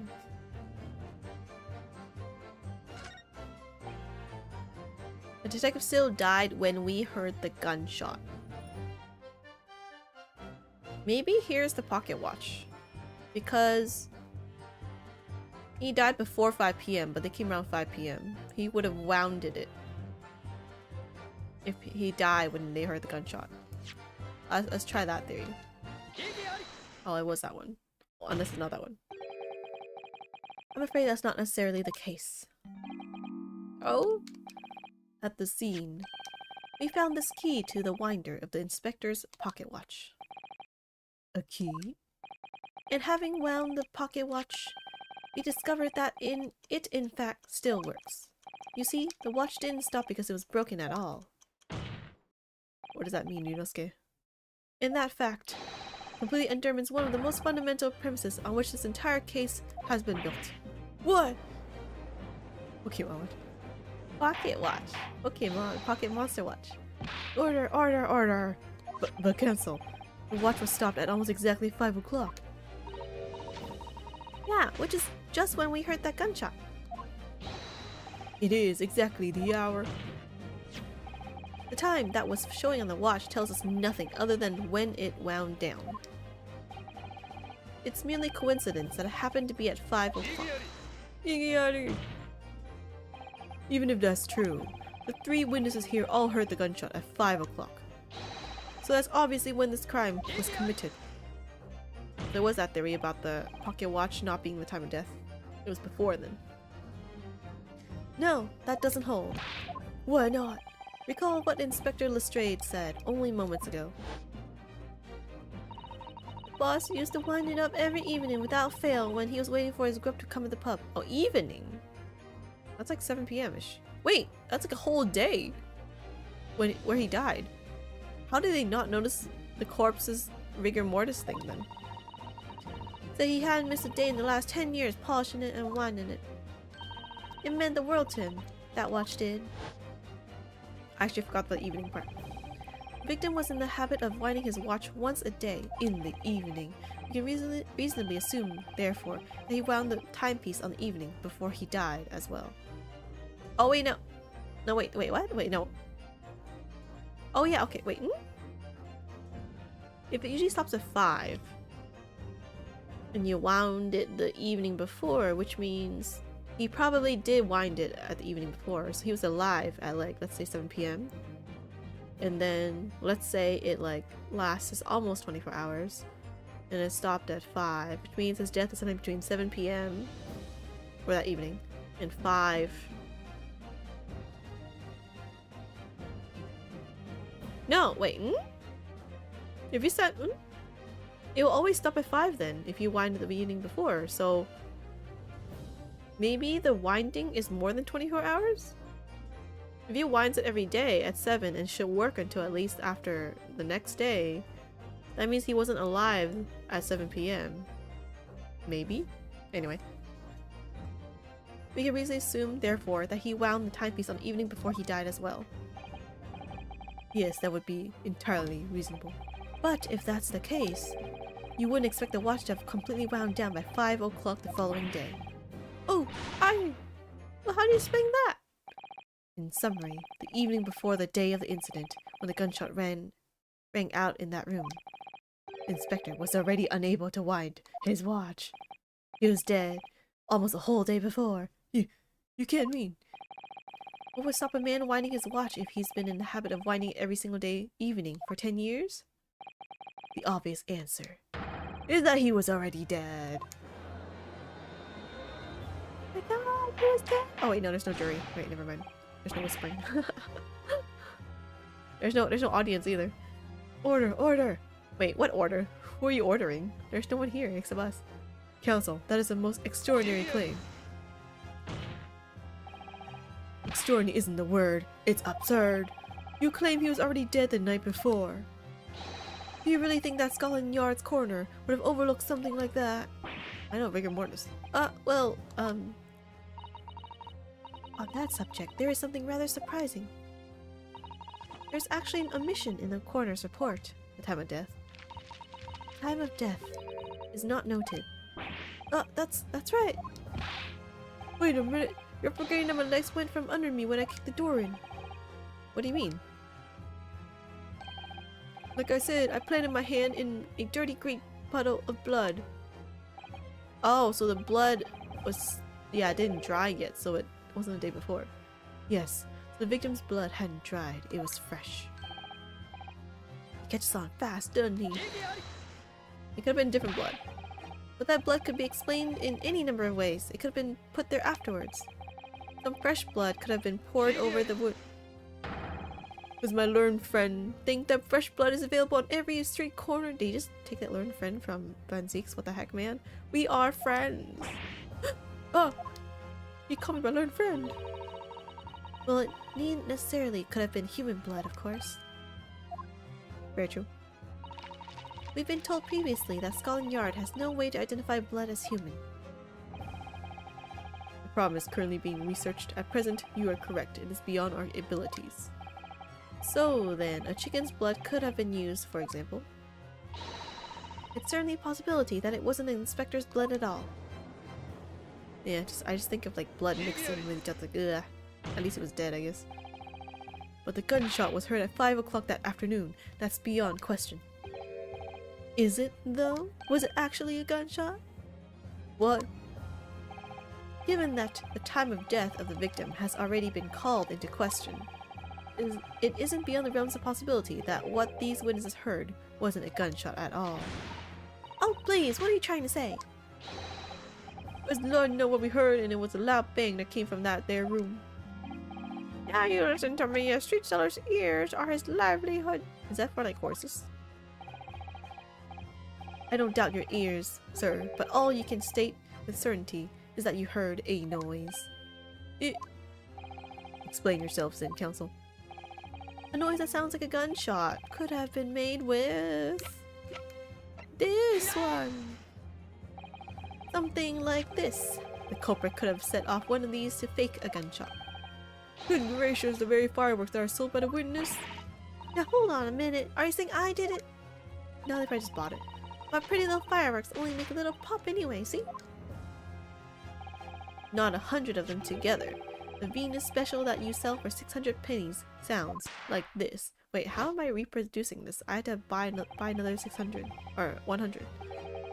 As the court now can now attest, it sounds very much like a gunshot, in fact. Ah! You're trying to suggest that somebody set one of those fireworks off at the scene? I'm suggesting that somebody knew the defendant was in the room at 5 that day and sought to implicate him by creating a sound like a gunshot for these peddlers on Fresno Street to hear. But even the accused himself has testified that he saw no one else in the room at the time. Whether it was a gunshot or a firecracker, the only person present to cause that bang was Vroid. Maybe it's the candles. One whiff of a match and my firecrackers go pop. See? It's why people like them. I fear for your fingers, young lady. Recently, during my time in Britain, I've learned of a very useful invention indeed. Something called a time bomb. Oh yeah, that was the thing. Good heavens, a bomb. Yes, a device that allows you to blow up whatever you like, whenever you like. Mr. Naruhodo. Oh, Mr. Naruhodo, I worry that your unfortunate phrasing there may lead to yet another international incident. No, wait, it's the whenever you like part, that's important. A timed device? Yes, exactly. A timed device. Something of that nature could have been planted at the scene. A device that was able to produce the sound of a gunshot long after the culprit had left. But it had to have disappeared then from the scene of the crime. Like, there must be like, I don't know. Maybe it's just a firecracker then. Your extravagant claim will have to be substantiated with evidence, counsel. What proof do you have to suggest in any way that a time device is employed to create the gunshot sound? Huh? Proof? Proof? Proof that there was a gunshot device? I mean, time device?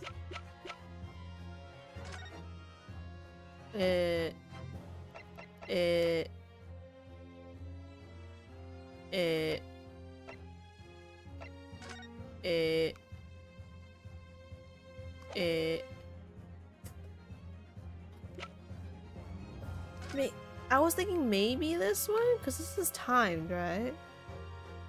Maybe once it reached here, it like had this wire. Maybe you touch like a wire here, or like a string, and then once the candle reaches that part, it like lights up the firecrackers. What is what I'm thinking right now?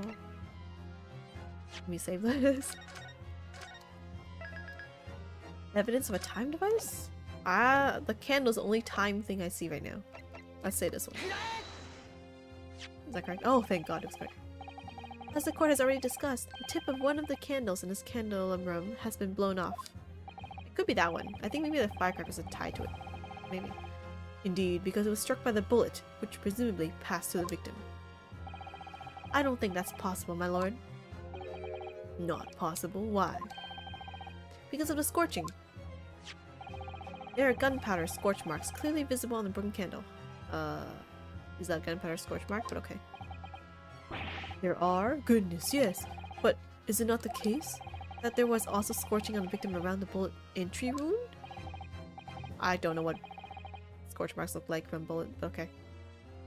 That's right, there was. But as we heard earlier, Scorching like that only occurs when the target is at very close range, a matter of centimeters from the gun. So you're saying the powder was attached, the fireworks powder thing was attached to the candle, right? Which means that the scorching on a candle can't possibly be the result of a gunshot. Yeah, because it's like two different ones. You're suggesting came from the fireworks? How can that be, eh? The fact that there is such visible scorching on the candle suggests that the fireworks must have been right next to it when they exploded. Or to put it another way, the candle and the firecrackers were joined together. Yeah, I thought that too. So what? The culprit somehow attached the fireworks at a point partway down the candle. After the killer had left the scene, the candle slowly burned down along with the other two, until eventually it ignited the fuse of the firecrackers, generating a loud bang. Ah, actual hero!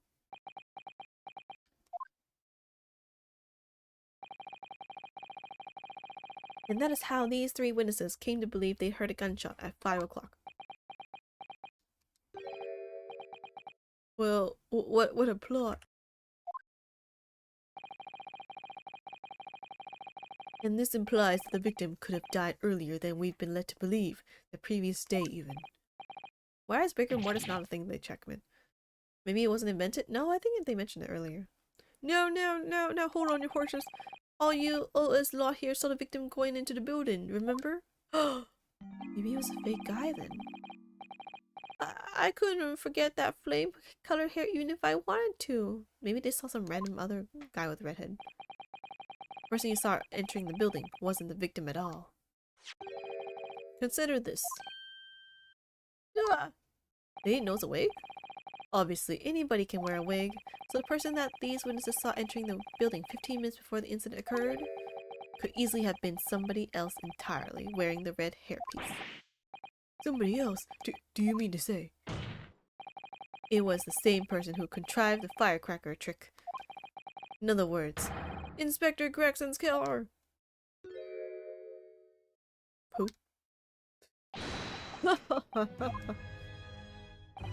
Oh, very impressive. Nunosuke, naruhodo. Kazuma. I'm really quite amazed you've come this far.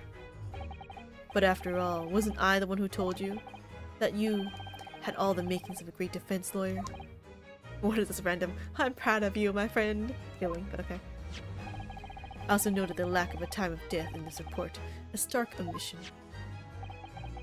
But as far as I'm concerned, this whole country's justice system leaves a lot to be desired. Are you criticizing the court in front of all the British people? But okay.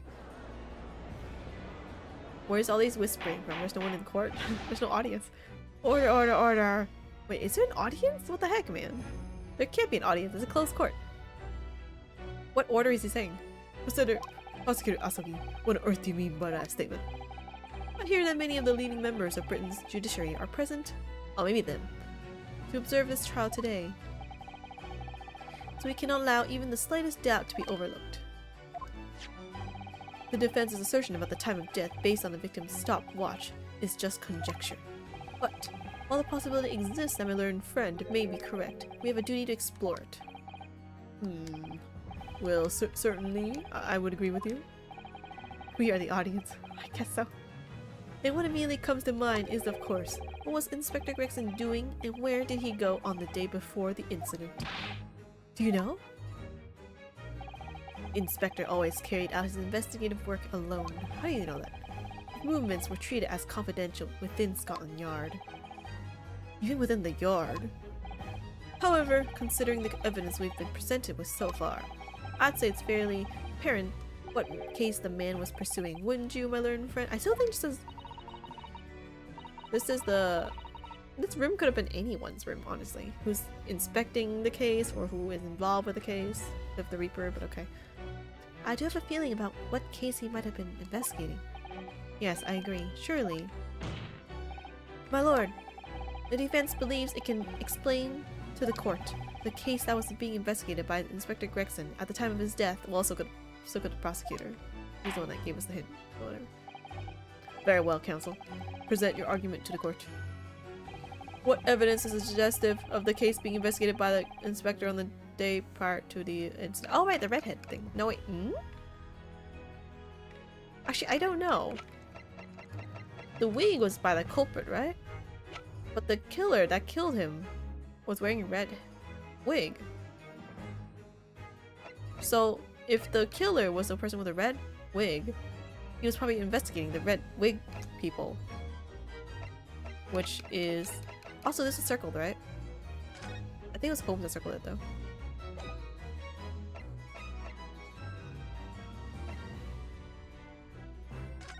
Wait, in that case, whose room is it? What is this picture? What if... Wait, this guy was missing, right? Maybe it's his room. Because he had a picture of his wife, right? Which means that he is the... Maybe it's the culprit's room, and he is actually the culprit? The fact that Gregson was there in the room means that he was investigating this business, no? But the fact he was killed by someone with redhead wig, it sounds like it'd be this instead, so I'm very confused which one it is, and I'm gonna save just in case.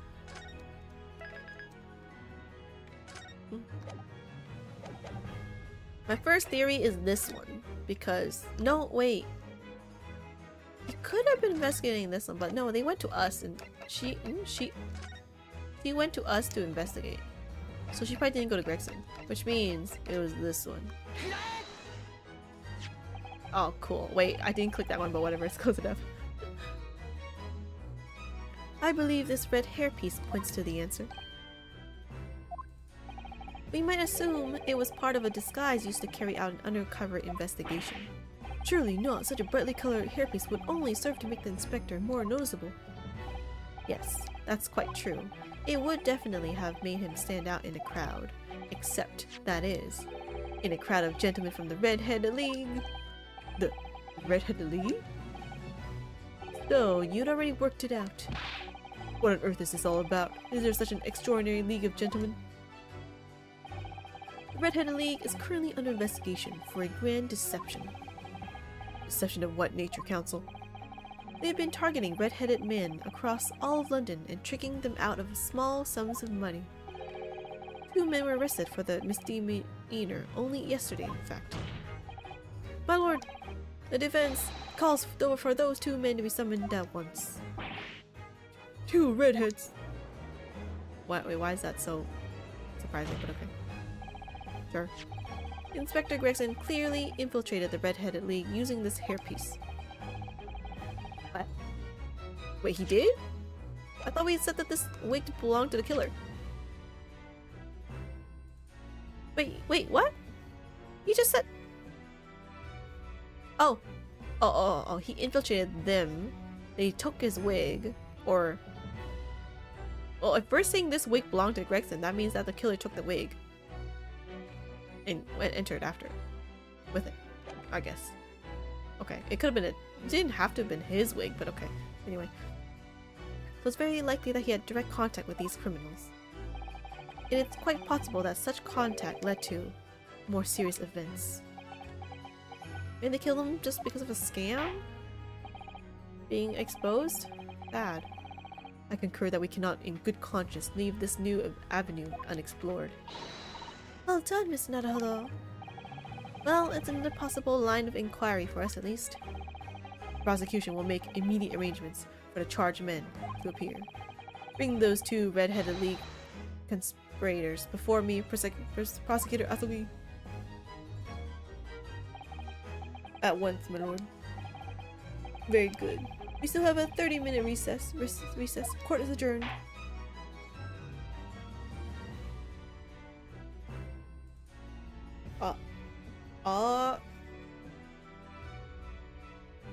And that's the end, I guess, for today. Now it's what were they doing? We're now at trial part 2, right? Let me just check. Did I continue though?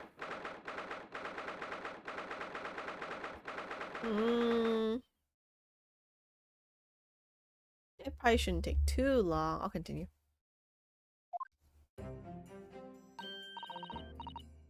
Oh, there you are, although. What kept you, my dear fellow? Hello, Mr. Holmes, Gina.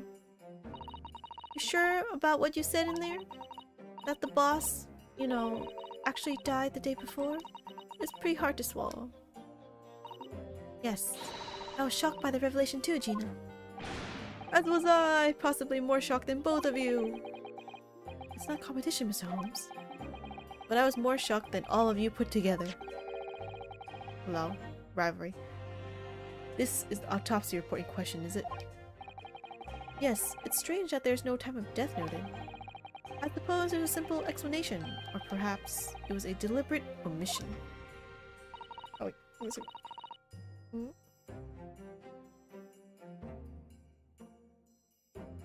Oh, never mind. Oh dear, if it was deliberate, it puts me in the mind of the last case we worked on, and Dr. Sith. I know, and the fact that they were forging evidence, but anyway. Anyway, it seems that on the day before Lord Van Zeeks discovered his body, Inspector Gregson was investigating the Red-Headed League, so perhaps something happened with him. Come to think of it, you had trouble with those League men, didn't you, Mr. Holmes? You were taken in by their trick. No.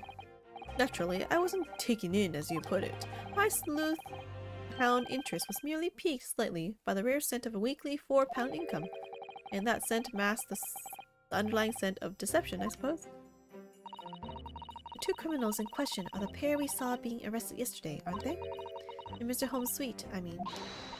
That's right, Suze, and it was me what took him in. Thanks to a tip-off by a good law-abiding citizen. Who is that? Indeed. Yours truly. Oh. So it's going to be that pair in the witness stand next, is it? Something doesn't quite make sense to me, though. The day before Inspector Gregson was found, you hadn't had trouble with the Red-Headed League yet, had you? Why would the Inspector have been investigating them? Well, the likely explanation would be that Gregson's own sleuth hound interest was piqued by the rare scent of a weekly £4 income. Don't tear... What's tar? Don't tar him with the same brush as you, Holmes. Yes, well, then there's the whole issue of Inspector Gregson being investigated by Lord Van Zeeks for some reason. The Reaper, the Red-Headed League, Inspector Gregson, Lord Van Zeeks, and Kazuma. I feel as though he knew we'd arrive at this point somehow. Everyone knows the answer except us, and no one helps us. Like, why? Okay. Gosh, I think you're right. What's he really trying to achieve here today? He wants the truth. All the answers will soon be revealed. Observe the time, my dear fellow. This recess will be over very shortly. Yes, you're right.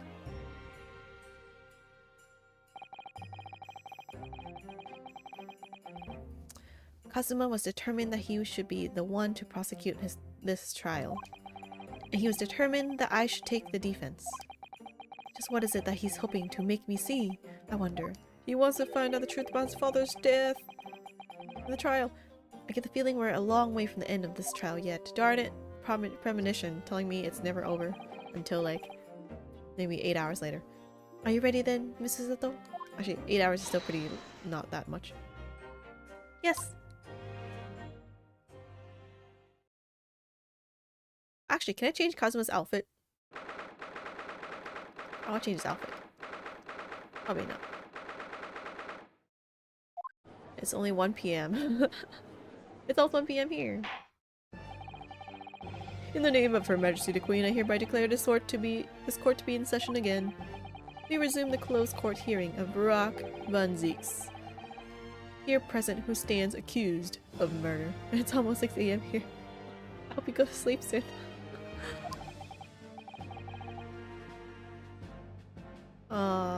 Okay.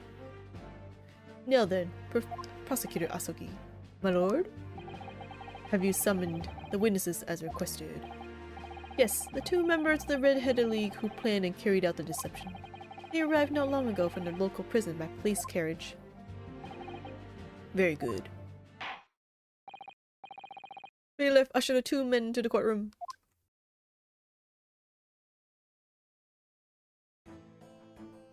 I want some pasta now. Give me pasta. Oh man, I really want pasta now, darn. I'm gonna make some dumplings later though, in hot pot, so I'll hold out until then. These 2 men are currently being held by the police on suspicion of attempted extortion. You may omit your occupations. Lol, it's like, yeah, you know, who cares about occupation? We all know you're scammers. But state your names now for the court. I am. Oh, is it French accent? De Rousseau. I can't do any accents, so forgive all my accents, by the way.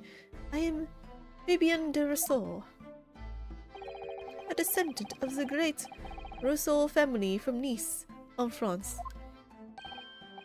And oh, what was her voice again? I forgot. My name is Peppino de Rossi. I am the 3rd son. Oh, he's a son? I legit thought it was not a son. Or I thought it was female. I'm the 3rd son of the great Familia de Rossi, the landowner from Napoli. Oh, Italy. That's why he had pasta, because of Italy. Anyway, forgive all my accents. I mean, the worse your accents, the better they come out for a video game, so don't hurt. Maybe one day, I'll learn all the accents. The 2 men first became acquainted at a boarding school for European nobility. Nobility! Nobility! They have a boarding school for European nobility? Is that a thing? Maybe back in the days? Is that a thing now? Maybe just like a very, very private rich school or something. Those who graduate from TIMSIC are the future leaders of Europe. But do you have any idea how boring? Oh man, I'm just dying. How boring it is to be born with noble blood. Alas, I'm making my mission to get the better of the world by employing the little grey cells of my brain. To get the better of the world, not to make the world better, to get the better of the world. Okay, sure. That is all I am trying to do.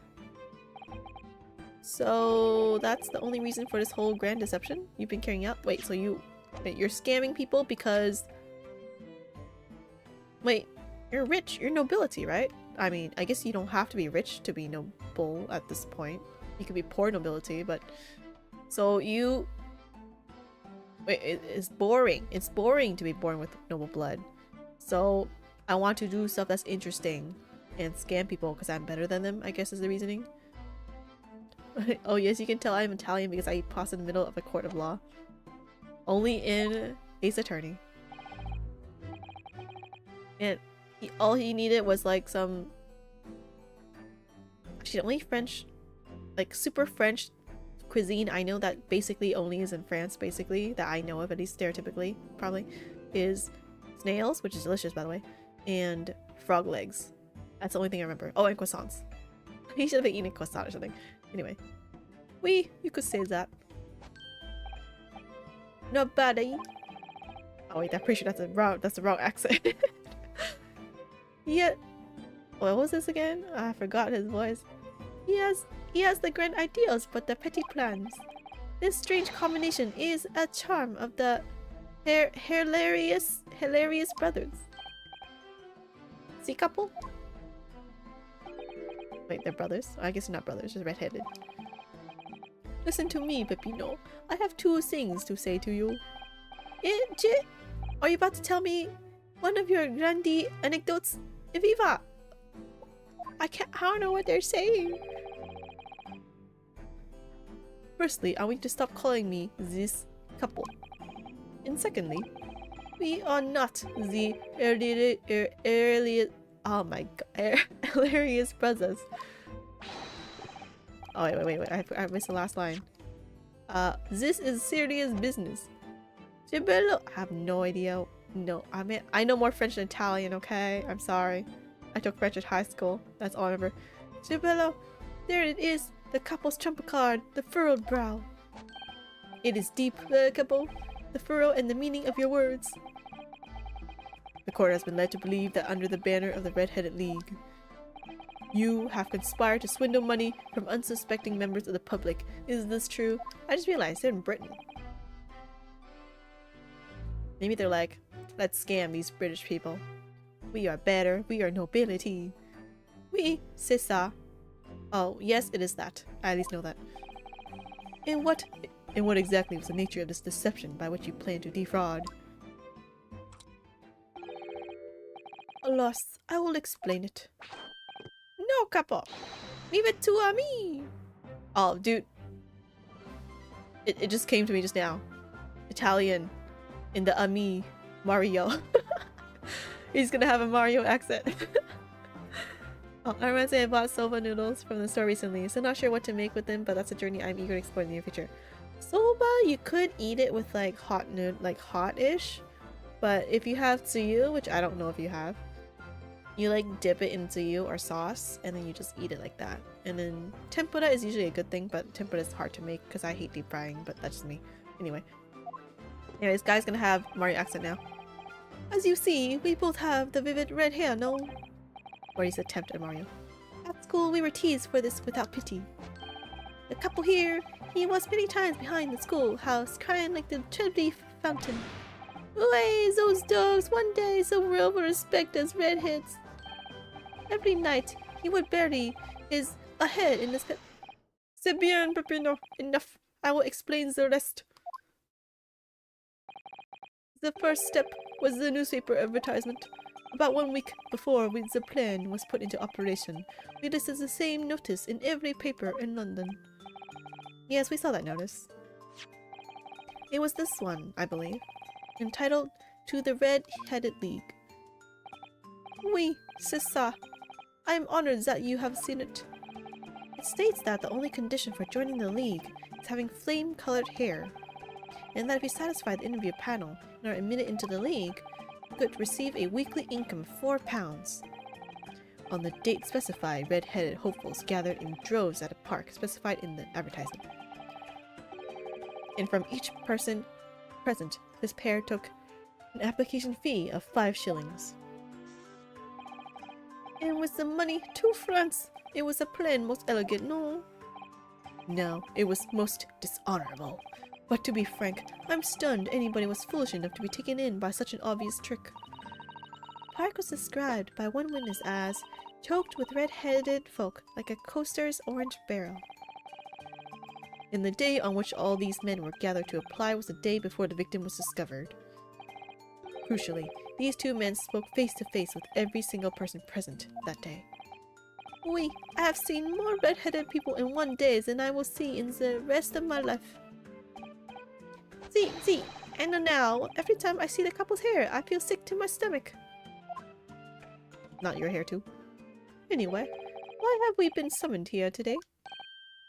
Sorry? The date for a trial was not until tomorrow, I was told. Naturally, neither of these men have been told any details about this trial. They've only been shown this photograph. Very good. So, Mr. de Rousseau and Mr. de Rossi, you will now give your formal testimony for the court on the subject of the gentleman pictured in this photograph. Of course, we are always ready to help with the law. Well, help with the law while scamming everyone, but okay. The man in the photograph. We had more than 1,000 red-headed people assembled in the park on Lime Street that day. But I don't recall the man in this photograph. A couple? Man, if they sound similar, I'm very sorry, by the way. No, I don't remember him. Obviously, he is dead now, but I assure you, he was not in the park. Laura, this victim is nothing to do with us. You have a lot to answer for, Peppino. It is your fault that we got caught in the first place. Okay. You've given sworn testimony that this man in the photograph was not present. Can you be certain? Oui, I am quite certain. Certain. We did not interview this man. Nobody looking like this came to the park. This I can promise. It must be noted that you have been arrested for a grand deception, however. Accordingly, this court has little confidence in your assurances. With this attitude, we get to nowhere. He's really sulking now. He's really ace-looking now. This confidential document was obtained directly from Scotland Yard.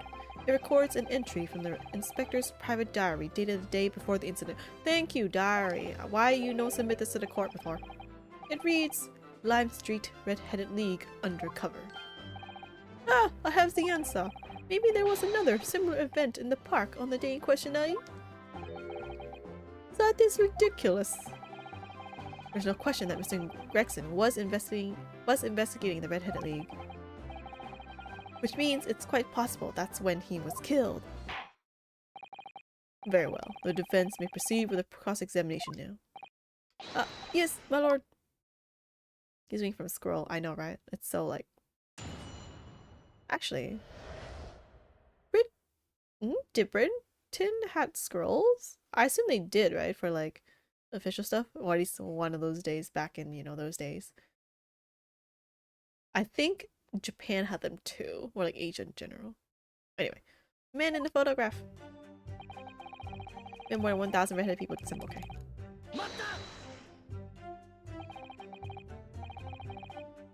1,000 people? That's a very big crowd. Wait a minute, I got a message from someone. I got a YouTube video from someone. What? Wait, give me a second.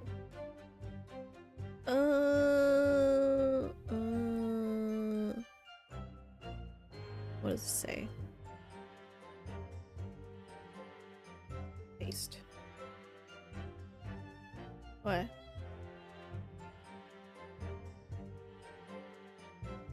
Something about Japan, something about earthquake, and something, but the picture looks like Sakura. I'm like, I don't know, but okay. Sure, whatever. Whatever. Okay. It was quite a spectacle. Redheads had come from all over the capital. The couple here, he has the magnetismo animale. Nobody else could attract so many people. If I could be born again, I would be the couple. What? Is he like, what? Is he saying he was like really nice looking and then everyone came? What? He has the magnetismo animal. As in, he is charismatic? I thought it was just because of the article and paper and the money, but okay. All those people wanted was the money, Peppino. It's a £4 per week. Yeah, that's what I thought. Are you suggesting that you spoke personally with all 1,000 applicants? Oui. That we did, because every one of them paid us 5 shillings. I don't think you remember the guy, all 1,000 people though. We take their names, and we take their money, and we take their addresses as well. Address. And I take them, then I tell them, we take some days to let them know by a post in Minito. Maybe 2 minutes a person? We start early in the morning, and we stop late in the night. That's like a full-time job. They worked hard for this scam. So you earned 5,000 shillings in one day? That's a small fortune. Would have thought there were 1,000 such gullible redheads in London to start with. One of whom was a great detective with chemically altered hair. But I don't recall the man in this photograph. Hey, couple. He doesn't look at all familiar? Would they even remember 1,000 people? No, I don't think so, and this is a weak say? He was trying to trick us. I do not like the people who are trying to trick the other people, even though you're tricking them. Says the con artist. If between them, they interviewed 1,000 people with red hair, it would be unreasonable to expect them to remember every face. Oh no, then you'd be like, I have photographic memory. No, senora. I may be small, but my memory is very large. I never forget a thing. How convenient. In my opinion, I do not think this man was in the park. He's not going to give the court a definite, it seems. Hey couple, you didn't see a man like this, eh? No, I don't remember him, and obviously he is dead now, but I assure you he was not in the park. But according to what you've said, you spoke with 1,000 or more people that day. Oui, that's true. My eyes were burning by the end of the day. Surely then you can't actually remember every single face. How are you so certain that this particular man wasn't present? Normally, the red hair is very distinctive, eh? But not when you have 1,000 redheads crowding around. Then it is just an eyesore. But if there was some other information you could give us, maybe then we would recall. Like what? Money? That is not the line, Peppino. Remember, we do not remember him. We are sure of that fact, eh? Wait, what do you remember? What do you mean by remember? It sounds like you guys talked about it in advance. If there was a man with a red hairpiece, but his mustache did not match the color, then I do not think I could have forgotten him. That is very true. Kazuma said that these two had only been shown that photograph and they'd been told nothing else at all. What if I fed them just one other detail about the victim?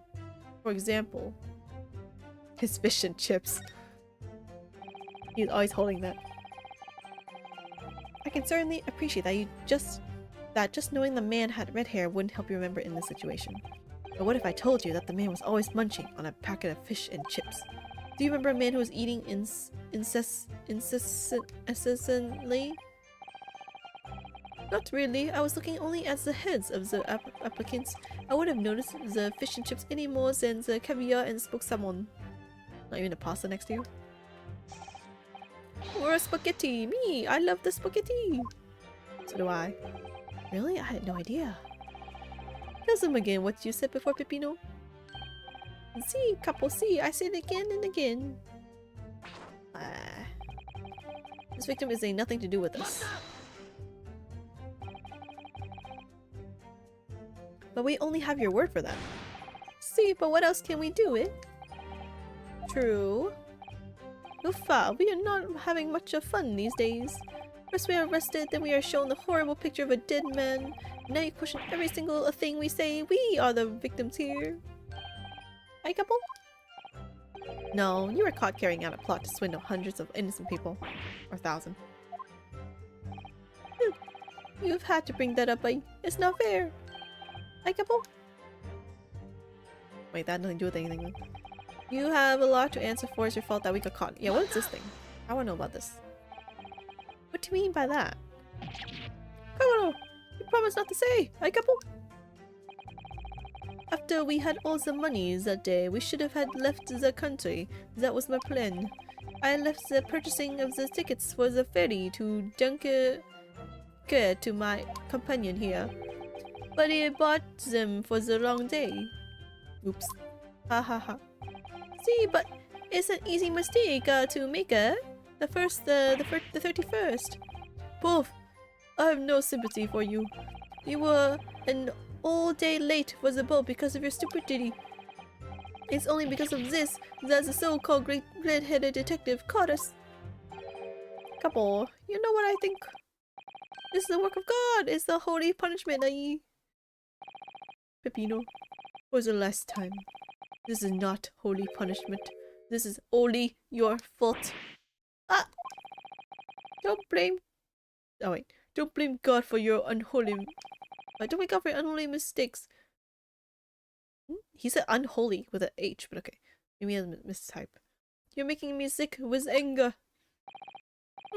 Maybe I make a mistake, but when it's time to eat the pasta, no one is the faster. No one is rhymed, but that's irrelevant. And I have seen the evidence. Wait, that's it? They haven't told us much we didn't know already. What do you think, Mr. Naruhodo? Well, if it was in the inspector's diary, it seems likely that he must have gone to Lime Street that day. And yet these two both claim that they didn't see him. Maybe he got killed before him. I have to say, they don't appear to be telling lies. Well, they are experts in deception, don't forget. Sounding plausible is their specialty. How would you eat pasta fast? Savor it nice and slow. I agree. I love pasta. They may be lying simply to avoid being implicated in this case as well. Surely if they were truly experts in deception, they wouldn't have been caught. Well, yes, you do have a point there. It seems to me that we need more information. Definitely. Okay, wait. One of them's contradictory, right? 100, 1000, wait, 1000. You don't recall the man. I don't remember him. Obviously he's dead now, but I'm sure he was not in the park. Victor was nothing to do with us. Not in the park. What about elsewhere? Ever hear what happened to the Italian chef? He passed away. Nice. Nice pun. Ah.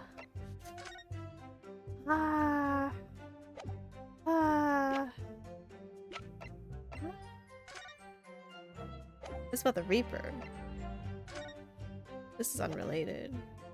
The point was that they don't know anything about the guy, right? So all they know is that he had a wig, which they didn't see. Didn't he mention that they would have noticed if he was wearing different color mustache and whatever? Where was that? I feel like that's contradictory. Also, let me save. Okay. Passed away.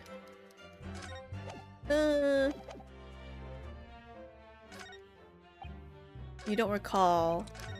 Wait, go back. Give me this one. Let me try. Darn it, that wasn't it. Well, I'm falling, getting sleepy, so I think I'll go and try to fall asleep again. Oh, good night, Oyasumi.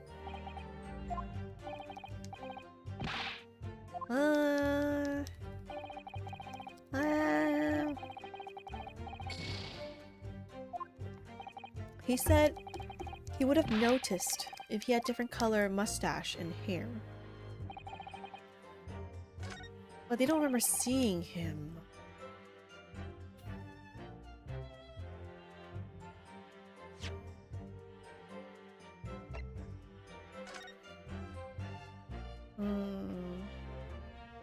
Sound and body and mind above the age of 21 are eligible. Fly in person on the morning of the 31st at the large park on Lime Street.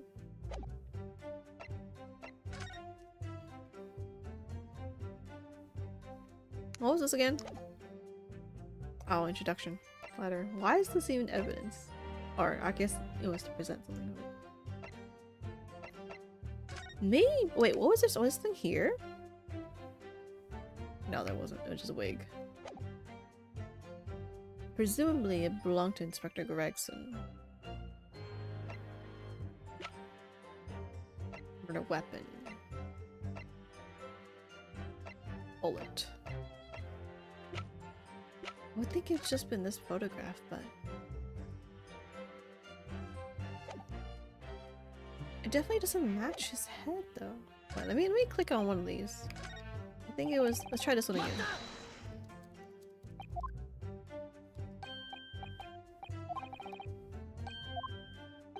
Do not like people who trick people. Remember every face. Never forget a thing. In my opinion, he's not at the park. And then he said, can't remember how he's certain that this man wasn't present. Maybe it wasn't the fish and chips then. Oh, maybe this part. Remember, we do not remember him. We are sure of that fact, right? If there was a man with a red hairpiece but his mustache did not match the color, then I do not think I could have forgotten. Oh, he's saying that's why he knows he wasn't there, because he didn't see that color. Oh, come and see. Hello, hi Michi. Hello, hello. Kazuma has said these two have been shown that when they told nothing at all. His name? His profession? Fish and chips he didn't know. What did he use as a name then? Profession, he wouldn't say he's a detective. He'd say his name. They did take their name, didn't they? I can certainly appreciate that just knowing the man had red hair wouldn't help you remember in the situation. But what if I told you that the man's name was Gregson? The man in the photograph is a Monsieur Gregson? Yes. Names, they are boring. I did not listen to any of them. Oh. It was not a real interview, eh? It was just for show. Why would I remember the names? That's right. This changes nothing, but they took the names down, did they not? The man in the photograph was not there, as we have already said. But you took down the names, though. It seems that there's little to be gained from pursuing this point further. Tell them again what you said. Oh, wait. Name? It can't be profession, right? I guess we can ask anyway. That's the only other thing I can think of.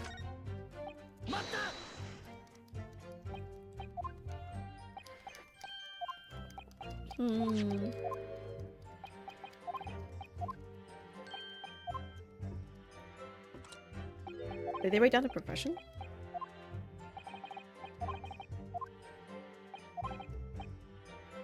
Let's try his profession.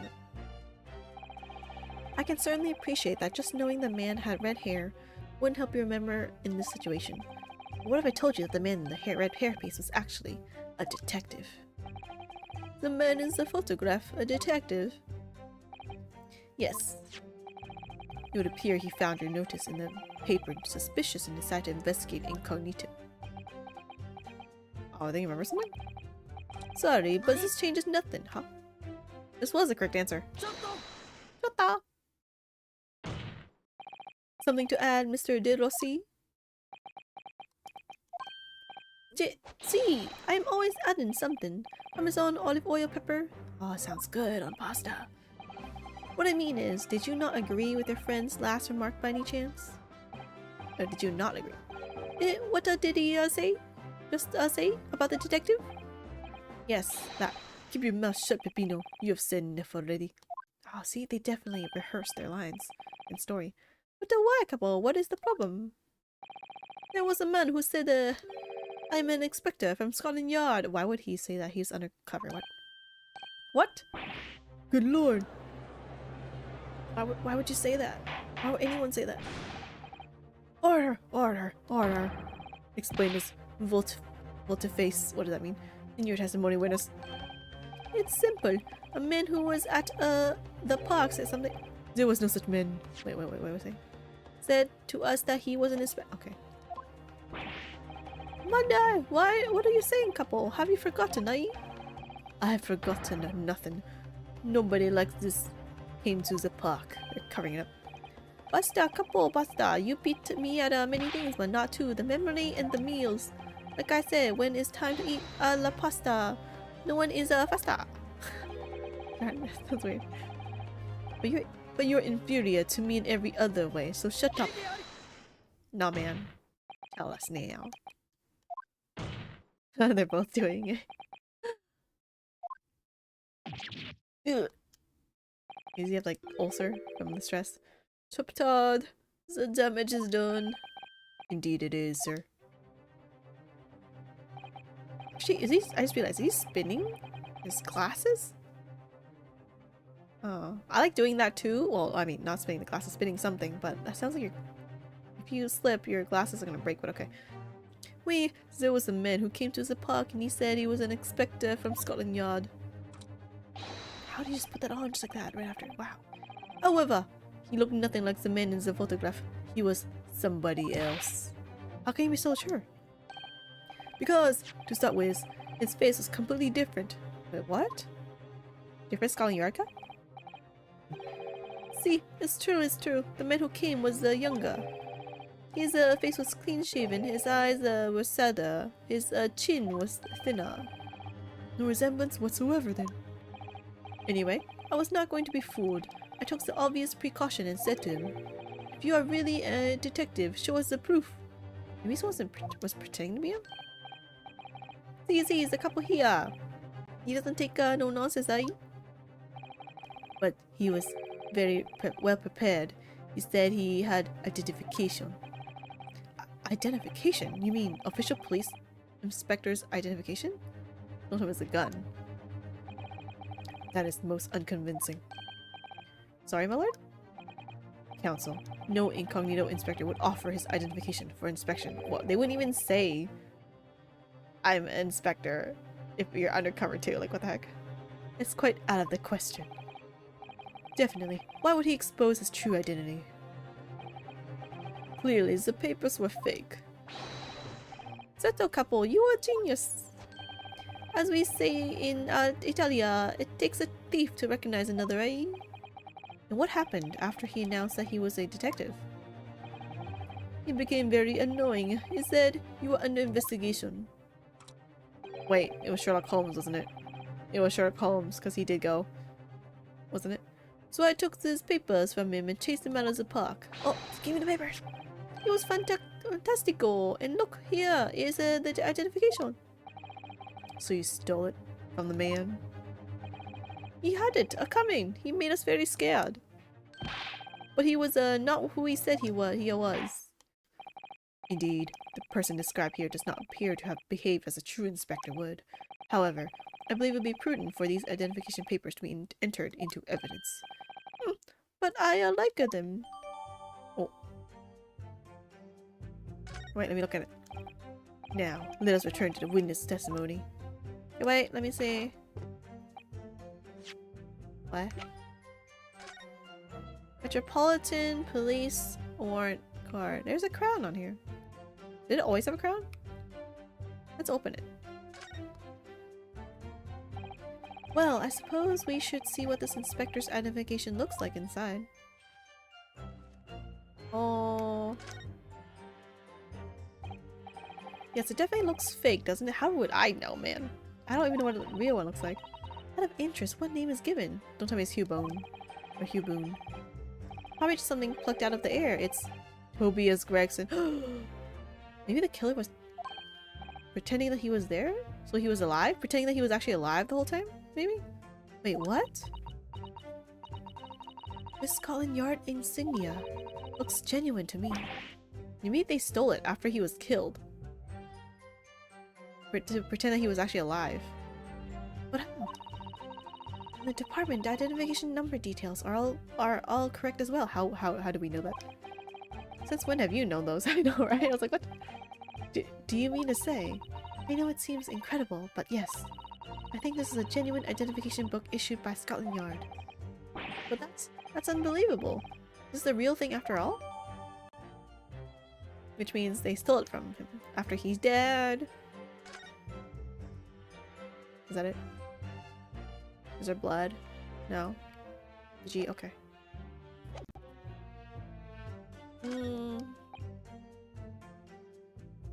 He was not in the park.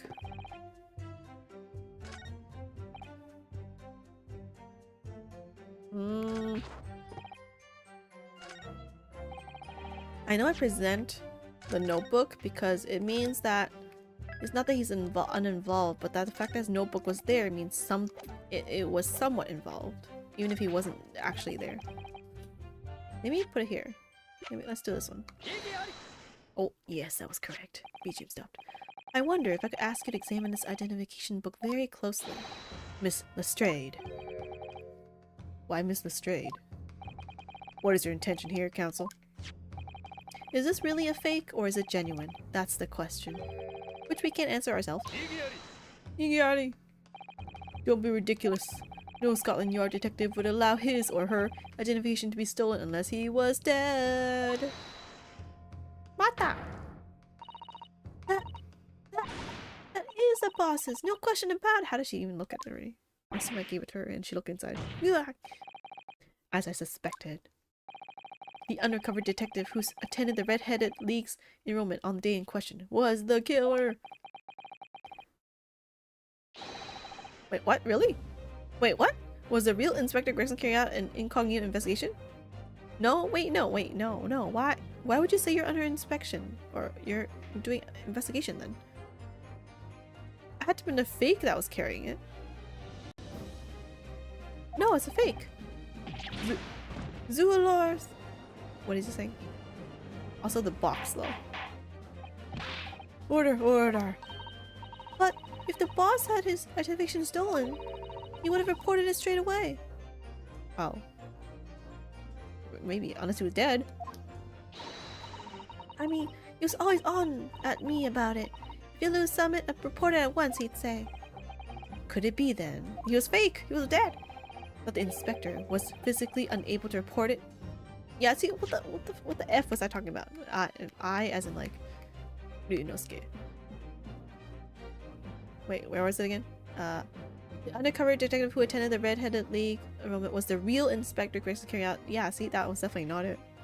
Not when unless he can have a really convincing mask on. It's obviously someone else.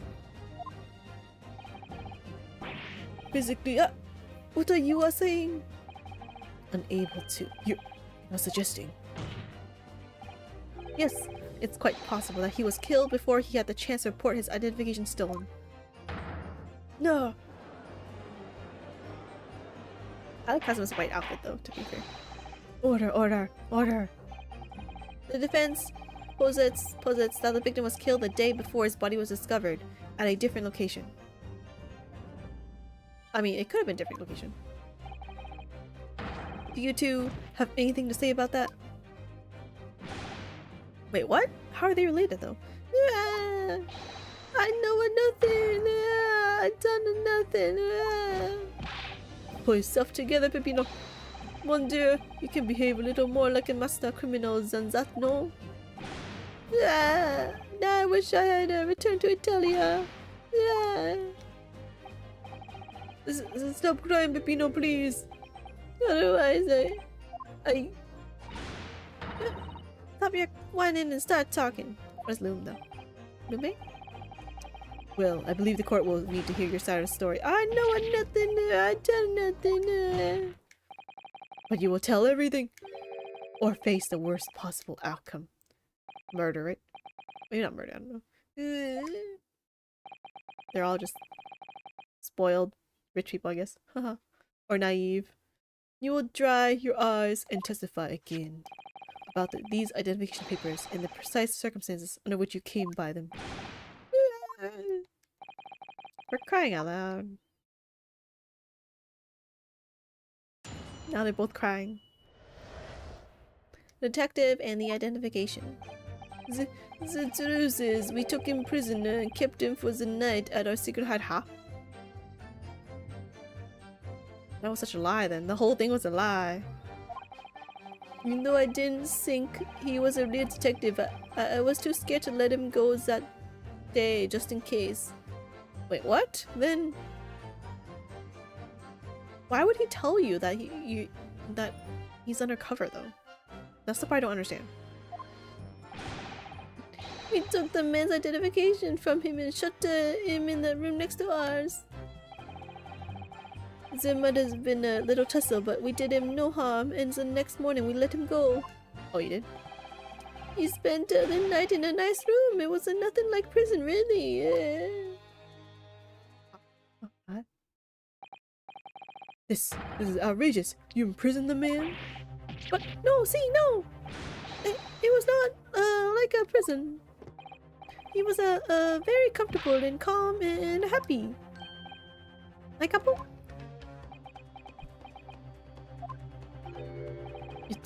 It was never part of my plan. It wasn't.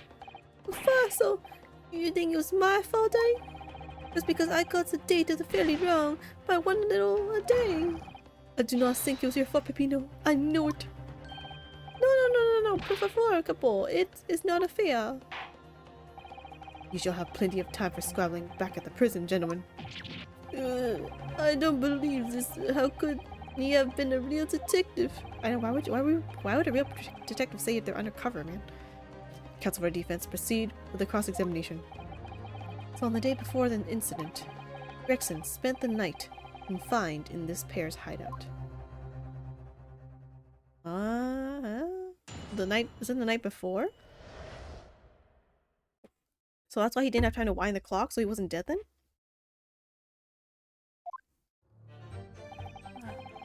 We took him prisoner, kept him for the night. What night? Which one? Which one? Tell me the days. Do you realize what you're saying? You have to believe me. I never intended for that to happen. And I'm sure the detective did not intend it either. Do you think? Lau, do you think you intend to be kidnapped? But there was nothing I could do. See? Nothing else. This was the first crime for the couple. He was at the wit of his wits. End of his wits. I've told you before, Peppino, that is not the way to describe a criminal mastermind. What about this hideout of yours? An old empty house behind the park on Lime Street. We rented the place for 2 days. It was an inspired idea by the couple here. An impulsive idea, I would say. No, not impulsive. Inspired by a couple. What am I supposed to say to that, Peppino? And it was in the house described I confined Inspector Gregson, was it? Oui. But you have to remember, I was under the impression that he was a pretender, not the real inspector. That doesn't quite add up though. If you didn't think that man was a real inspector, there would have been no reason to take him as prisoner, would there? You did, but you also didn't. No, you're right. We couldn't be completely certain. Even though I didn't think he was a real detective, I was too scared to let him go that day, just in case. Too scared? Why? Because why did he come to the park? We didn't know. There was a chance that he had seen through my plan. And if that was the case, he would go straight to the police station to blow the whistle on us. Even he was just feigning to be an inspector. He was up to no good, without a doubt. I think most people would agree that it's you two who are up to no good. Well, see, you may be right. A couple?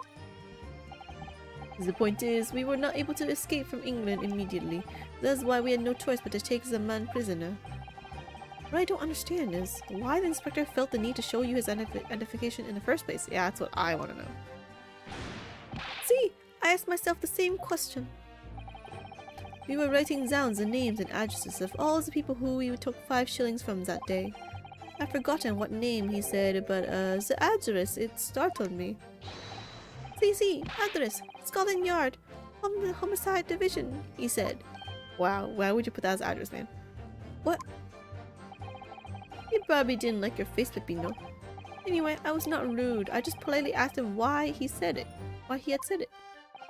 And that's when he started to say he was an inspector. Not long afterwards, he took out his identification. Maybe he was... I have no idea. What was he doing? Seriously. What was Inspector Gregson playing at? Tell the court what happened next. You took him back to your hideout, you say? See, we did. Hmm? Took it from him and shut him in the room next to ours. That being this identification book here, right? See, that is the other one. What made you believe that it was a forgery? I never seen a real one, of course. But he was so suspicious, this man. Laura, I was thinking it must be Fossil. A couple? So they did see his real face, right? So it was, they lied and say it wasn't him, right? It was just as Pepino has said. We were convinced it was not genuine. And so together, the hilarious brothers, we took the man captive. All we did was shove him inside a locked room. Then we had made preparations to transfer all of the money. In for a penny, in for a pound. There might have been a little tussle, but we did him no harm. And then let him go. What do you mean by a little tussle, exactly? Bluff, it was nothing, just a minor incident.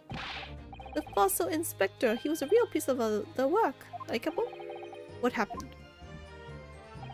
Uffa, it was a disaster. We gave him a nice room, and what does he do? In the middle of the night, he tries to escape through the ventilator.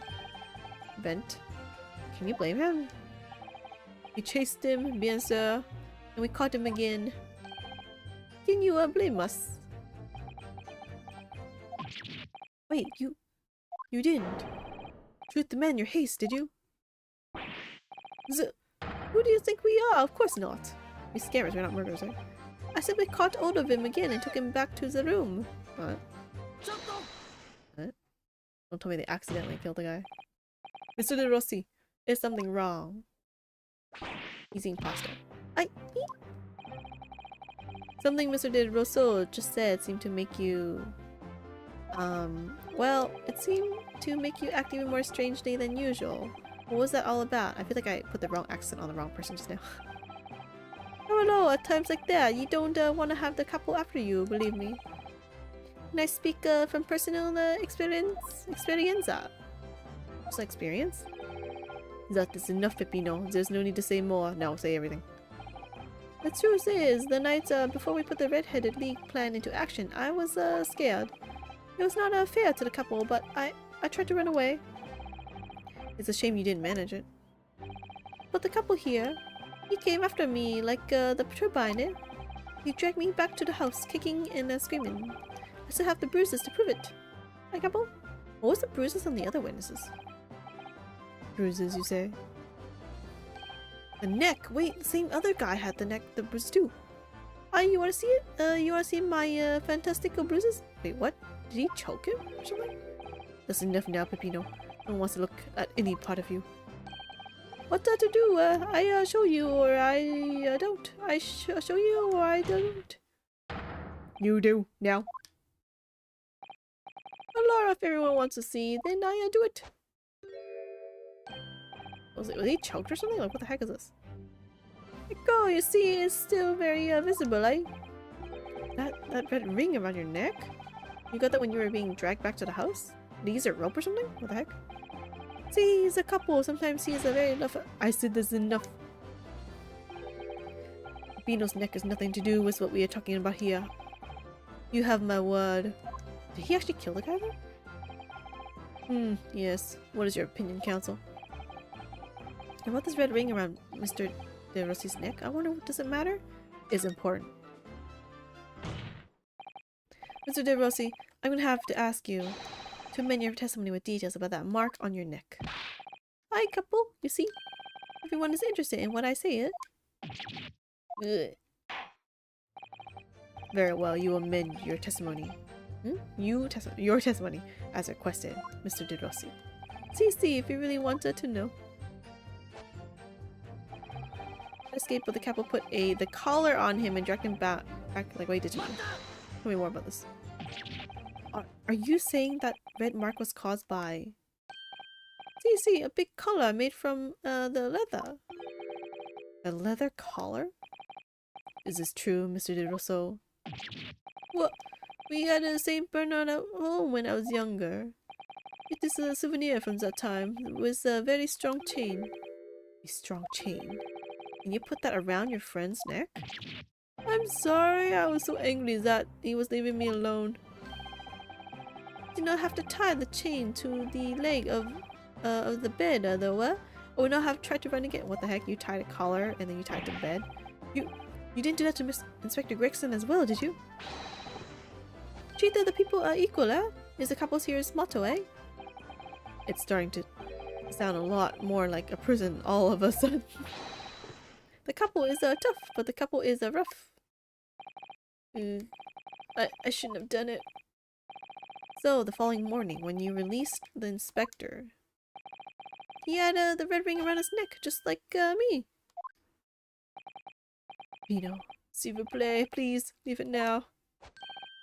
Now you know, the couple here, you don't want to tangle with him, For the inspector is not so bad. Wait, that means he had a ring around his neck, right? It's definitely not Gregson then, because he didn't have it, and it was the other guy, the peddler, that had it. So I think it's the peddler who was the killer. He doesn't have it here. See? Or maybe it's hidden in the collar though. I can't tell.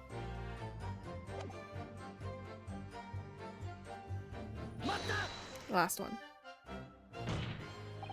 You took away the man's freedom. However comfortable you made it sound, you were still holding him as a prisoner. If you say that, then I say this. There is something that takes away our freedom too. The lack of money. So we are the prisoners as well, All of us. No money, no freedom. This is the truth. It makes me mad, and it makes me sad. What can we do? Well, you feel so disenfranchised to take money to court. It will cost you, of course. There you have it. You see, this is why we need the red-headed lead to fight for the justice. Perhaps he has a point, huh? No, Mr. Naruhodo. All we did was give the man a comfortable place to sleep for the night. And you say it was a prison, with a collar, yes. Perhaps he has a point again. No again, Mr. Naruhodo. You should have heard him snoring. One day, if anyone was disturbed, it was us. I think it was a different guy. How much to go on, really? Your testimony does make me wonder, you know. About this pocket watch belonging to the inspector, I mean. Yes, the one he treasured so much, apparently. I think it was definitely a fake person. I think it was definitely the peddler or whatever, or who, someone. Killed the inspector, took his notebook, and then he wanted to show people that Gregson was still alive, so he impersonated Gregson by wearing this wig and going to the red-headed thing that the guy was investigating. Showing up there, saying, here is my here's my name, Gregson, and here is my real inspector badge. And so people think that Inspector Gregson was alive, and then that's why he could pin the crime on Ben Zeeks, is my theory right now. Or, I mean, my hypothesis. Anyway, that's what I'm going for. Which means, yeah, so, but the truth is that they already died way before that. If he was confined but not restrained, as the witnesses are implying, he would still have been able to wind his watch. That's very true, yes. So did Inspector Gregson actually die while he was being held captive by those redheads? In which case, is it possible that those two young men are responsible for Inspector Gregson's murder? To be honest, I find that hard to believe. Perhaps we should find out exactly what happened. Very wise, Mr. Naruhodo. Yes. Okay, wait.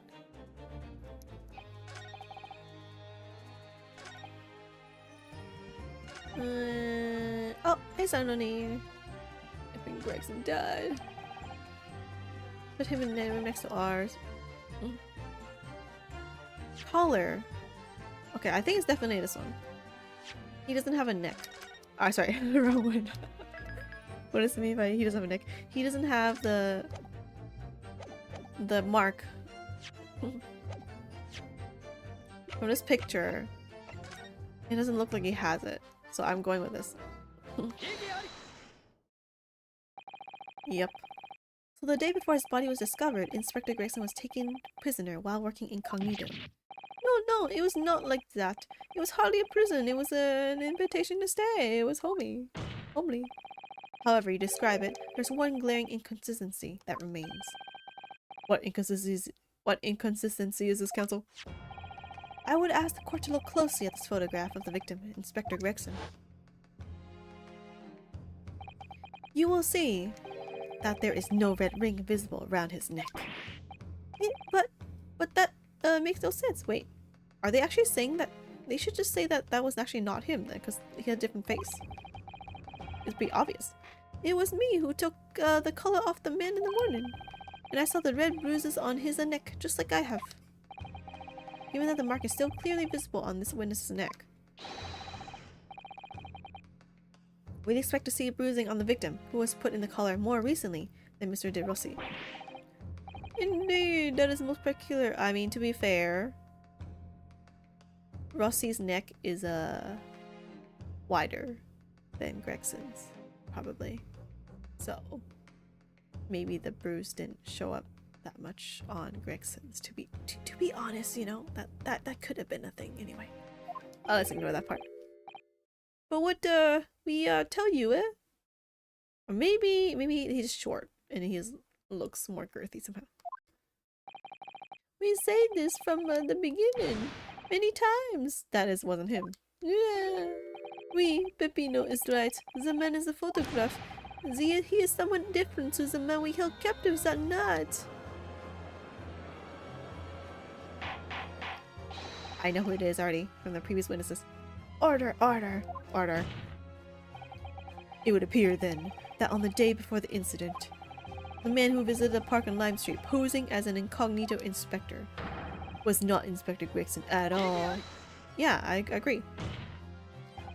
If that's true, however, how do you explain the inspector's identification? They took it from him after he killed them. This is the genuine identification book issued by Scotland Yard. It's inconceivable that someone could have stolen such an important item from the inspector. The prosecution made that assertion itself. I already know this, dude, everyone. It's pretty obvious now. And we also know that the inspector had made a note about the Red-Headed League in his diary for that day. He was killed before then. Which surely means we can't divorce the two events completely. The inconsistency noted by the defense is most troubling. If it were the real Inspector Gregson whom these two red-headed gentlemen encountered, the fact that no bruising can be seen around his neck defies explanation. He was thinner than the other guy. But equally, if they actually encountered an imposter, how did that person come to be in possession of the real inspector's identification after he was killed? Does the defense have some plausible explanation, counsel? The whole thing defies explanation. No, it doesn't. It is for precisely these occasions that we kept meticulous notes in the court record, Mr. Naruhodo. Because those are the facts, and the facts cannot lie. No, the facts can't lie. Even when they seem to point to something so incredible, it's almost unbelievable. Wait, what? Am I missing something now? Well, my lord, the true identity of the person who turned up in the park for the red-headed league's enrollment— I already know this. It's revealed by information in the court record, I believe. Good gracious. Very tantalizing, Mr. Naruhodo. So why don't you help us all to see whatever truth it is that you've apparently seen, my learned friend?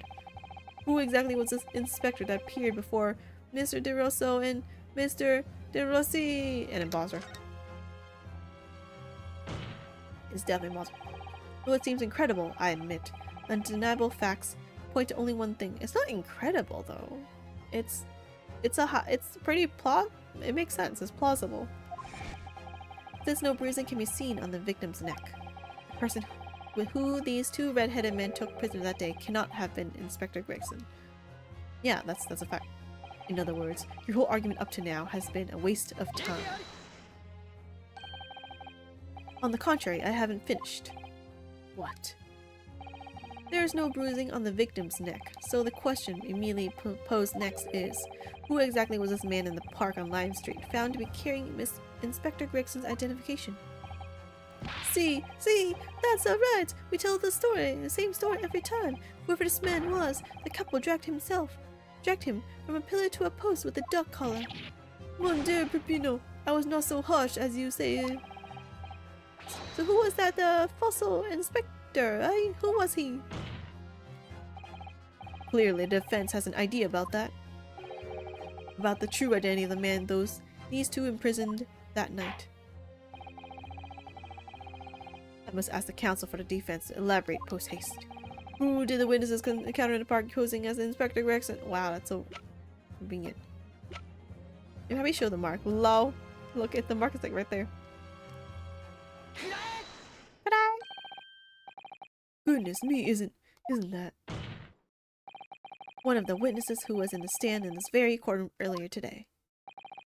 A nameless man whose only occupation appears to be peddling hearsay to passerbys.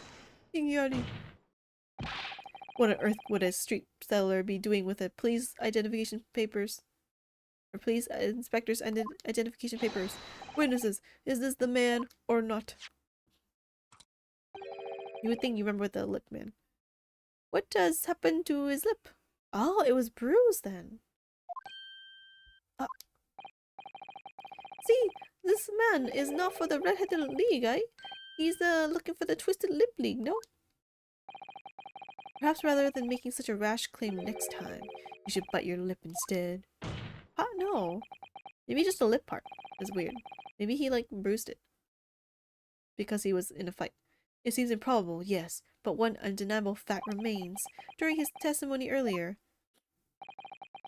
I noticed something around the man's neck. A red ring of bruising. What? The defense demands that Mr. Gossip be brought back to the stand.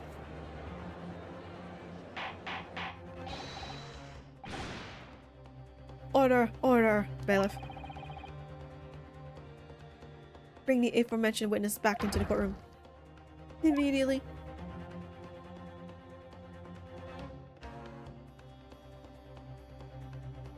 Maybe the bruised lip is the fight. Lol, he just like the other guy just like, here, look at my neck! With a happy face. Well, I never. An undeniable ring of bruising indeed. And identical to that of the witness beside him. Then again, it's still circumstantial evidence because it could have been just be like, oh yeah, I accidentally did something to my neck earlier or something. No, what's going on here? I've always had this me. It's a birthmark, isn't it? A birthmark, you say? I assume the reason you've been recalled to the stand has been explained to you? Something about an inspector again? But I'm telling you, you've got it all wrong as usual. You're denying all knowledge of it? Well, of course I am. Are you trying to kill me with all the nonsense, eh? Well, at least you'll have more stories to peddle back on Fresno Street, won't you? Now, we're going to need you to testify again. And you, Mr. De Rosso and Mr. De Rossi, I'm sure you'll cooperate, won't you? Do we have any choice? We are in big trouble, eh, couple? That's quite enough dilatory chatter. Proceed with the testimony. Witness testimony. The inspector and the identification revisited. The man who claimed to be an inspector that day was definitely not this man. Yes, I see. You think we would forget these grand lips, eh? Maybe he just whatever bruised. I never leave Fresno Street, alright? Wait, no, wrong accent. I never leave Fresno Street, alright? I have no interest in any red-headed league. I'm all alone in the world, me. I have no kinfolk or nothing. Why would I be involved in something like that? Just look at me, eh? Does it look like I could carry off a disguise with a face like this? You forcefully did that to your face. Or the bruising from the fight. It would certainly appear that we have the wrong man. What have I been telling you, eh? There was no need for this pointless testimony. Ugh. That's right, I'm just a simple peddler, remember? Fresno Street's all I know. How could I have come by a police inspector's identification book, eh? Did we tell him that? Did we tell him that? That it was about that? Well, yes, that's hard to explain, but... A brief cross-examination, I think, counsel. Very brief. Ugh. Isn't there anyone in this courtroom who thinks I might be onto something? I stand steadfastly at your side as always, Mr. Naruto. She's always on your side. So is Kazuma in his heart. Deep in his heart. The inspector and the identification revisited. Okay. It's definitely not this man. This is the only piece of the lip? So you say, but how can you be quite so certain? There is no need to hurt your hands on the desk, monsieur. Surely the reason is obvious, no? Because I have never before seen lips like these. Nevertheless, there's a clear red mark around Mr. Gossip's neck. It looks very much like that left behind on the neck of your colleague by your prize collar. Mon Dieu, with your words, it's like you're trying to wring my neck. It does look very much like my neck though, eh? No, this is a birthmark, lad. The biggest lips in London and a neck to die for. Aye, they broke the mold when they made me. You just need to ask anyone next to him, being like, was he always like this? This face? And then I feel like we could find the answer. It was the first time in my life. I feel lucky to have been born with red hair. And I thought being Japanese made you stand out in London. So you maintain that you've never seen this man before? Oui, c'est ça, it is that. I swear to it by the flames of my hair. So fierce pride has outgrown the frustration with your hair now, has it? It's what you think we will forget these grand lips. Well, yes, I don't imagine I'll forget those lips in a hurry either. That is what I am saying. For some reason it makes me want to eat. How did Fabian say it? An eclair. You know, I've never seen the hair as black as yours before either. Likewise, I've never seen red hair like yours until I came to Britain. See, maybe it's a national trait, yeah? Maybe all the people from this man's country have the grand lips. He's a different race now. No, lad, I was born right here on Fresno Street and I've never left. Bah, that is the problem, see?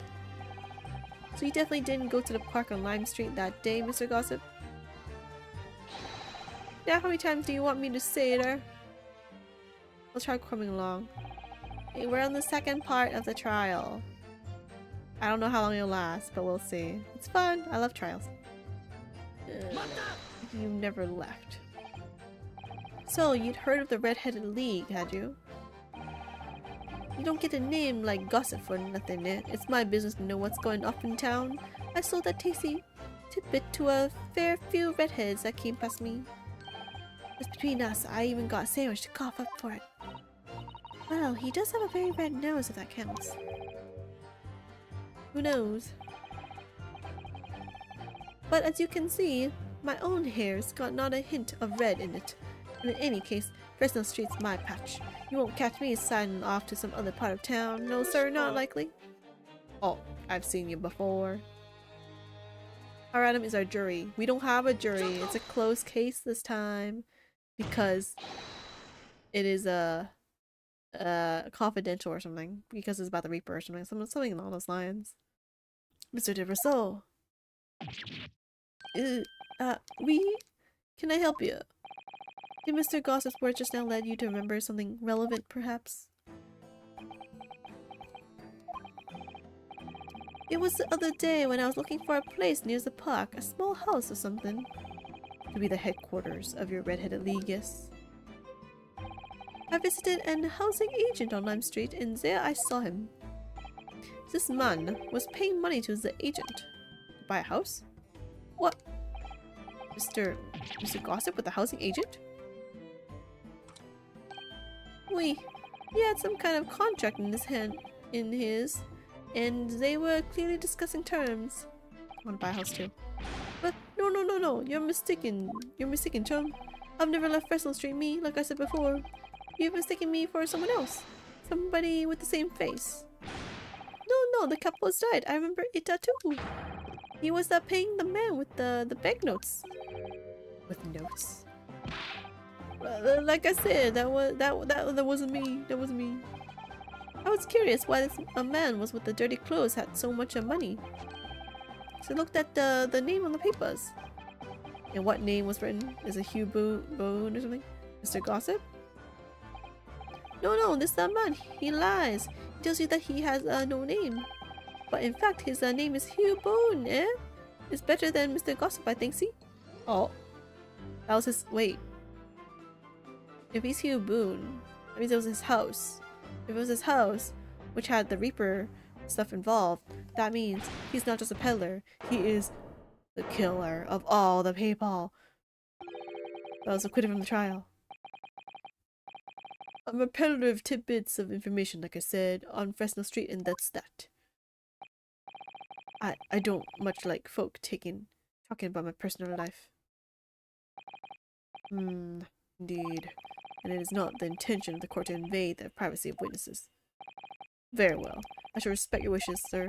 The aforementioned name shall be redacted from all court records of this trial. Assuming no objections, I object. I object.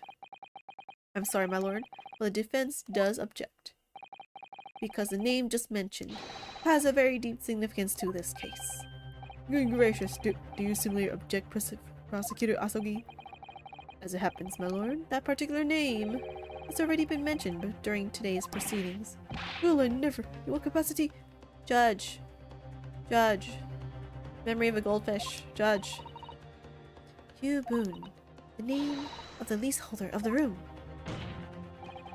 Let me put this very simply. The victim's body was discovered in your rented room. I suggest, sir, that you start talking.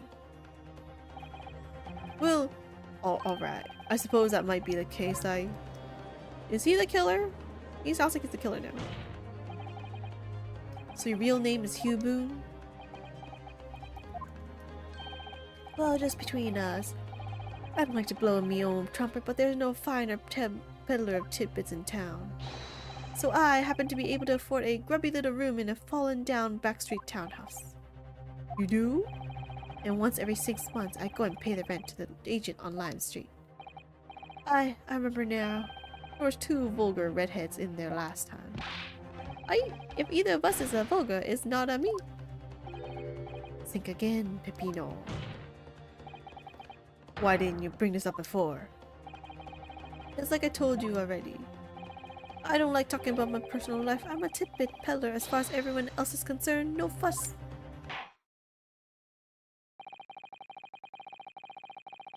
Now, who is this guy? You update your testimony to include this most surprising revelation, Mr. Boone. If I must. So the leaseholder Scotland Yard has been looking for since the body was discovered has been here under our noses all along. I rented the room where the fellow was found is true. For what difference it makes. Huh? The body was found in your room. It does make a difference. What? So, you live in that room, presumably, do you? No, I don't live there. No, I don't live there. What do you think? There's no bed, is there? Just a desk. Then why would you want to rent it? Well, I don't think I should have to say, really. Huh? He murders... I don't know. He's looking at the Reaper's case, though. And how about the notice board in there? Which was covered from top to bottom. And confidential information documents only the police should have had access to. No, the board's not mine. The inspector must have brought it along, huh? No one would bring an effing giant board along. Everyone would have noticed. It's only the other bits and bobs that belong to me. The desk and the chair and that. People don't generally carry enormous notice boards around with them. The real question is, why was Inspector Gregson killed there in your room? I know, you're like the obvious culprit now. Well, obviously, I've not the faintest idea. I mean, it's causing me no end of bother, to be honest. Seems to me that Mr. Boone, but rather as little is known about his room as possible for some reason. As it does come across that way, and more importantly, knowing that the scene of the crime is actually his room completely changes things. In particular, there's one part of his testimony that's really bothering me now. Wait, which part? That's why I'm finally going to undo this man. Undo.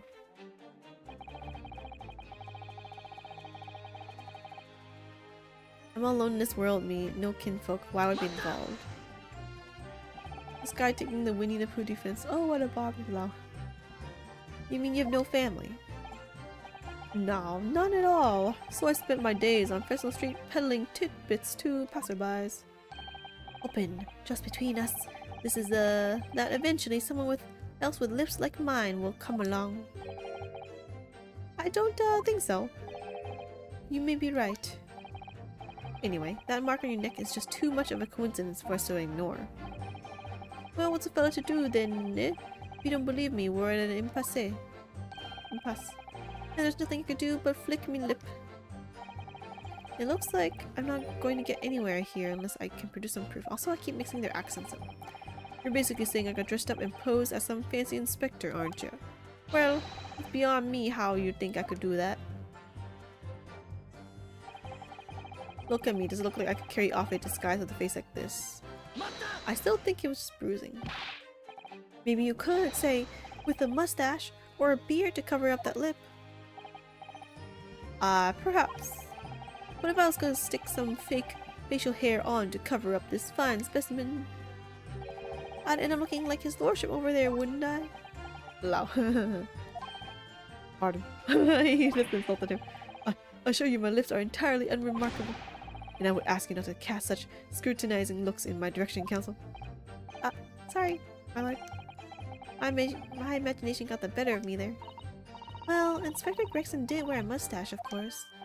You're right, he did. So perhaps he was hiding something himself. No. He could barely have hidden a crumb in the mustache of that size. And anyways, the detective we spoke of had no facial hair at all. Wait, he didn't? You see, the couple is right. He was clean shaven.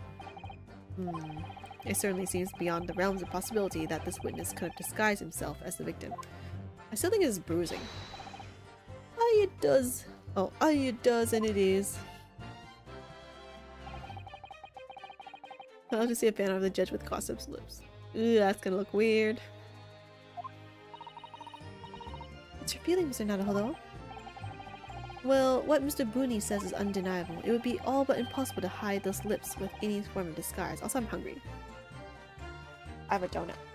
I will open said donut and eat a bit because I don't know how long this trial takes. Ah, I did something wrong there. That's okay. I opened it from the wrong end. Let me eat the donuts.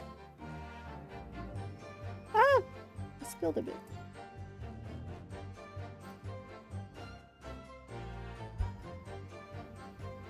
Okay.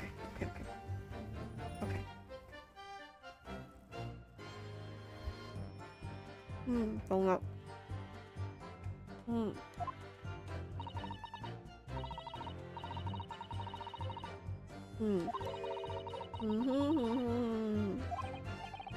I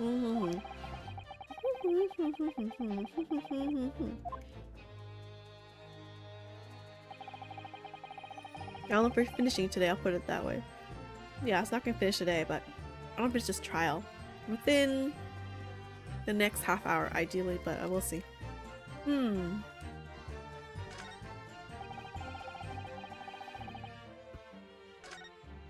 think it was bruised. Red lips. What? There is a difference. I think it's this line.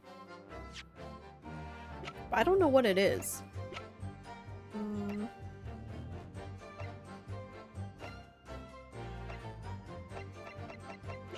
What could this be? Wait a minute. This isn't him, right? Look at his eyebrow. Wait, look at his hair. Look, wait, his hair. Wait, this is him. Wait a minute. This is definitely him. The hair is exactly the same. Alright, I'm gonna try to finish this and then I quit. This is definitely him. The hair. It's just longer now, but still like curly. Actually, wait, it's kinfolk, right? He had a picture. He had this picture on his desk. There it is. I know it. If you have no kinfolk, as you put it, then explain why it is that among the sparse furnishings, we found this photograph in the room. I presume, as you've been renting the room, that this photograph belongs to you, does it not? You're Mr. Virgil. Oh, well... Mr. Boone, drop the pretense and tell the court exactly who you really are. I don't know what you mean. I'm a peddler. I keep telling you so. You don't really need to bother with me. Please, just leave it alone. As the man says. Leave it alone. Whatever the truth is about this man's life, it has no bearing on this case. Because it's simply not possible that he impersonated Inspector Gregson. How can you be so sure? Just look at the man! No amount of disguise could ever hide that unmissable features. It's a bruise, man. But what if we were to look at this the other way around? What do you mean? Yes, counsel, what do you mean? Well, there's no denying that Mr. Boone's lip is very prominent indeed, right now. But consider the possibility that this prominent lip is itself part of an elaborate disguise. Then hiding that prominent feature, in other words, revealing his true face, would make an utterly impenetrable disguise. Wouldn't you agree, Mr. Hugh Boone?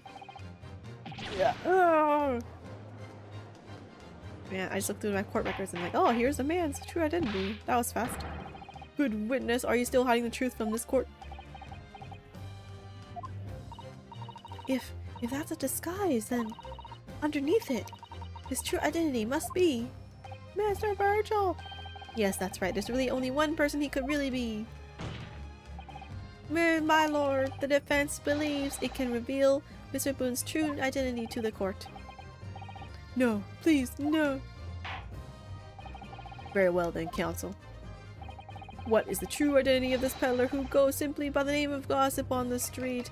It is this guy. Your real name is actually Mr. Oh, Vigil, that's what it was. Vigil, isn't it? Mr. Daily Vigil. Yeah. I don't recall that name, counsel. Who is this Mr. Vigil? It's a name I encountered yesterday, my lord. What a coincidence, by the way. If I didn't know about this, I would not even know. It has to do with a certain client of Mr. Sherlock Holmes. A young gentlewoman came to the detective asking him to locate her missing husband.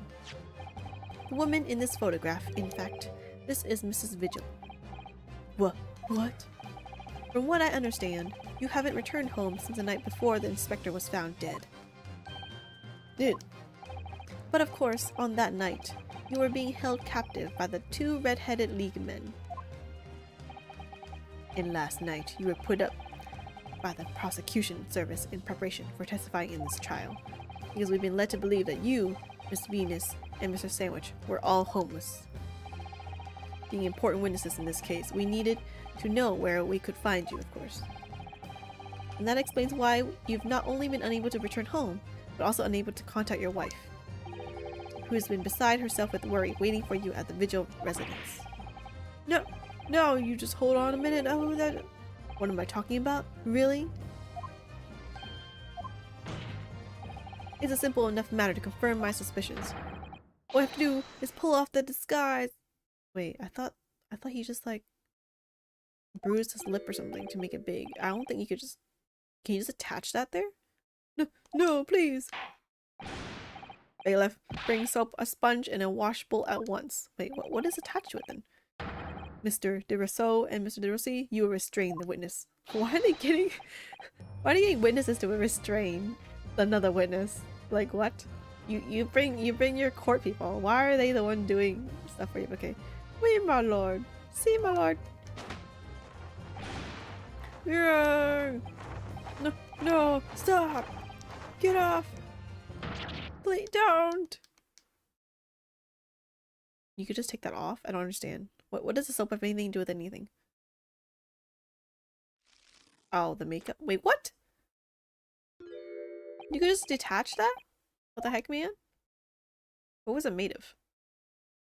Made of get the water witnesses. Wrestling time. I know, right? They got the hard part. Well, we are now seeing your true features, I presume. Oh, he changed outfits too. Who brought him a change of outfits? Lift your head, sir. No, so the court can see your face.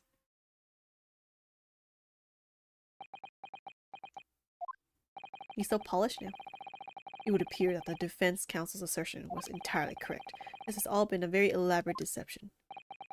So witnesses, tell the court. Have you seen this man before? I don't believe it, but... See, there is no question. This is the inspector we saw in the park. Extraordinary. Which means the inspector already died by that time. On the day of the Red-Headed League enrollment, they spelled that wrong. The man claiming to be Inspector Gregson, who appeared before Mr. de Rousseau and Mr. de Rossi in the park, was you in disguise as the inspector, or rather, was you posing as an inspector in no disguise at all. Mr. Vigil was formerly employed as a chief warder at Barclay Prison. The chief warder? Then your career had promise. Why? You would quite possibly have become the future governor of the prison. What on earth have you been doing peddling tittle-tattle on Fresno Street?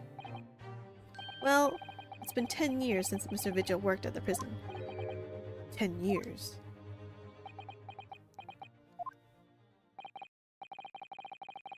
I'm really dreadfully sorry about all this. Yes, it's true. I'm Daily Vigil.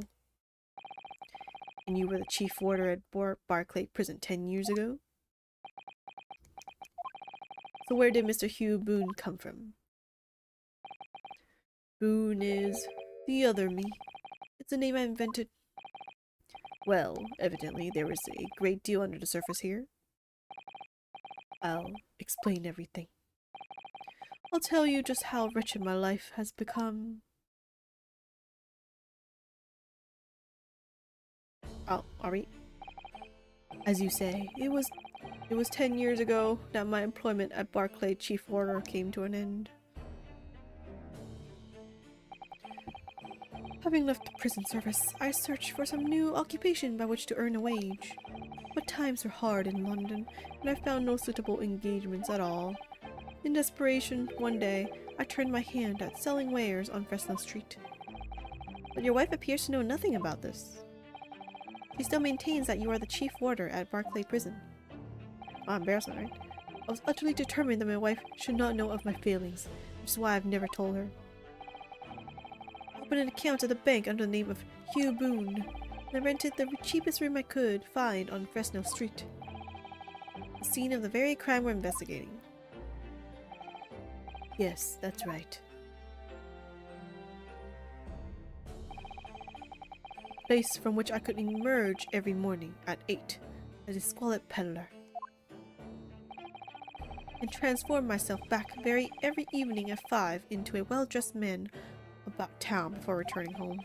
That quickly became my daily routine. I was puzzled by the lack of furniture in the room. But that explains it. But why on earth didn't you just tell us in the first place?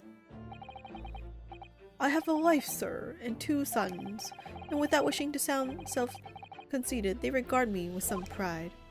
I couldn't bring myself to disappoint them. So instead, you decide to conceal your occupation from them? Yes. I've made such a terrible mess of everything. Still, one thing doesn't add up. No matter how many tidbits of information you could sell to passing gentlemen, even at 6 pence apiece, you couldn't hope to match the salary you must have commanded as chief warder at the prison. Very true. To have kept your family comfort despite 10 years of somewhat misbegotten employment.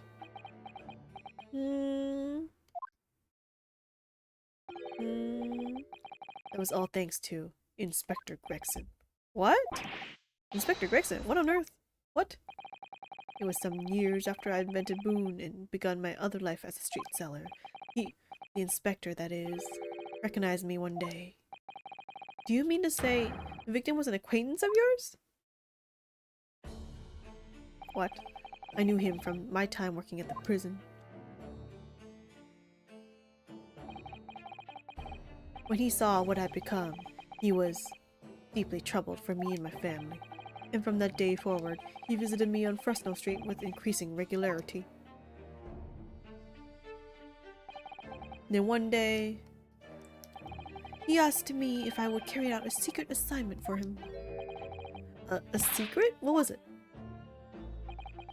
I was to impersonate the inspector. Huh?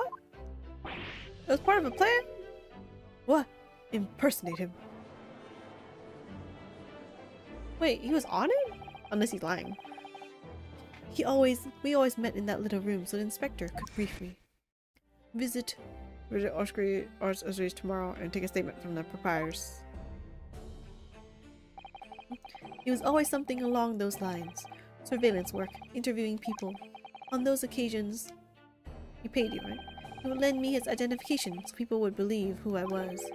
My instructions were to make an impression, to let people know that Inspector Gregson had been at work.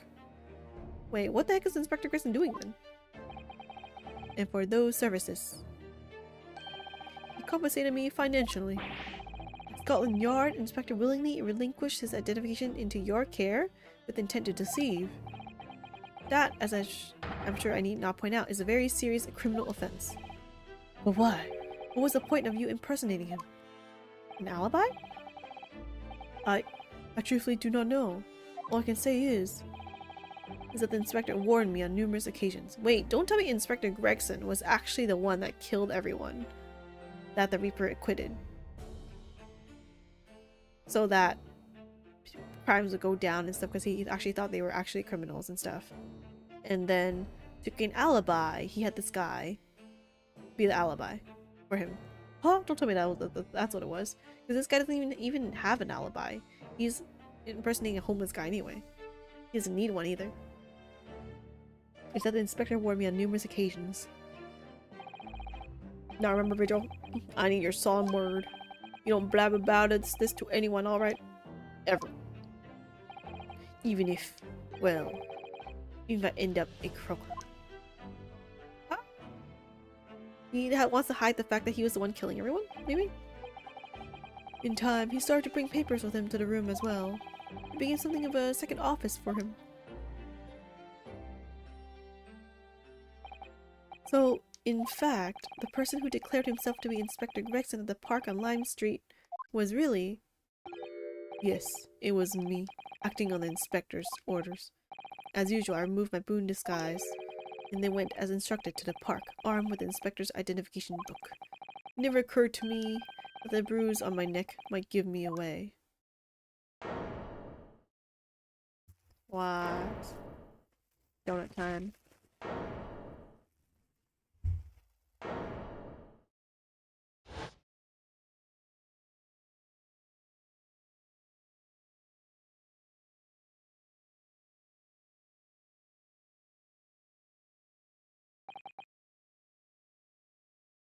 Well, it would seem this confession completely destroys the defense's case.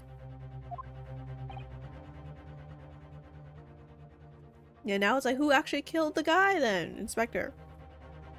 If it's not this guy, because he's acting on Inspector's orders, and he actually had... Who? Explain yourself, Prosecutor Asogi. Now Van Zieks is only one.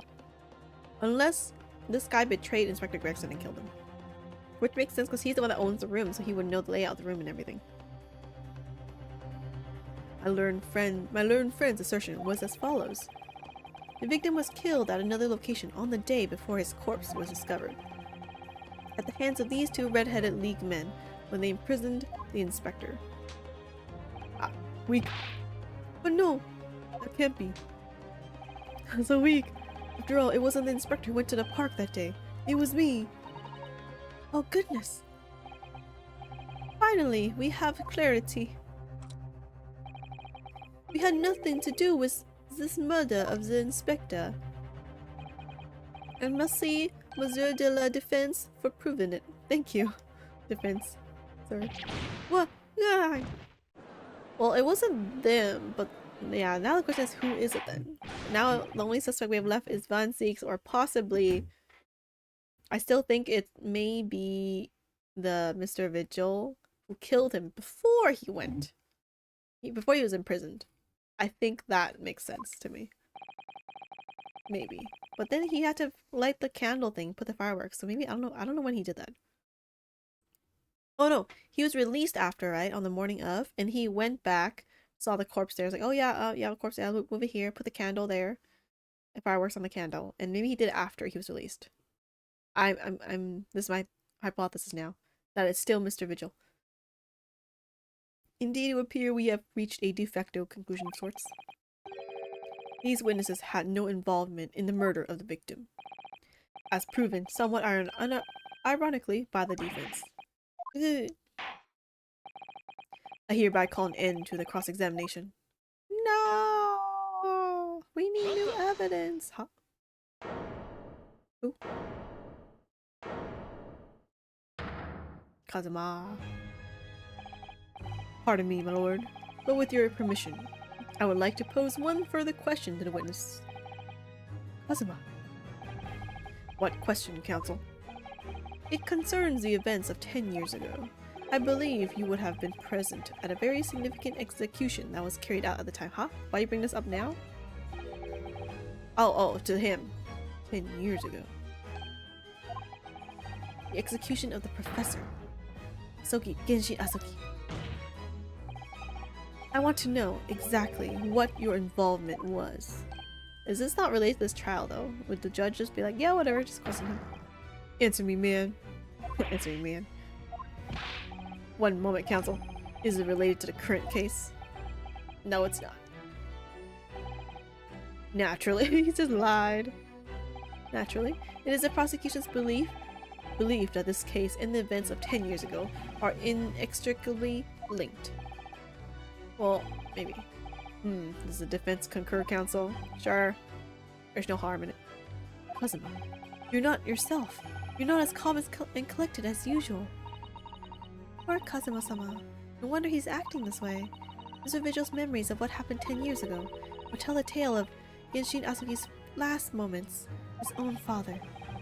I know, I do understand that, but even so... Prosecutor Asugi. Do you genuinely believe that this question requires an answer in order to learn the truth behind Inspector Gregson's death? Lo, I'm like, unrelated to the case. Objection. I need you to trust me. Please. Lo, we're both Japanese in this British court of law, but whatever. Very well, then the defense has no objection. I see. In that case, you will answer the question, witness. There was a reason why he was fired, right? The truth is, I remember very little of that time. You've forgotten? He angry. I'm sorry to say, yes. As I said, I resigned from my role at the prison 10 years ago. I resigned? But for some peculiar reason, my memory of the events leading up to that moment is extremely hazy, huh? Was he drugged or something? Does that not strike you as strange, Mr. Nanhodo? Sorry? Well, 10 years is a long time, but I've forgotten the reason why he left such an important job. Yes, you're right. And not only that, Mr. Vigil's claim contradicts what we already know. Wait, what? The human spirit is a fragile thing. It's broken all too easily, which is why we have a tendency to wrap it up for protection. Sorry? The human spirit? So he tried to forget? I'm afraid I don't understand what you mean. When we experience pain and suffering that we feel unable to bear, we block it out, obliterate it from our memories, seal it away. But it never truly leaves us.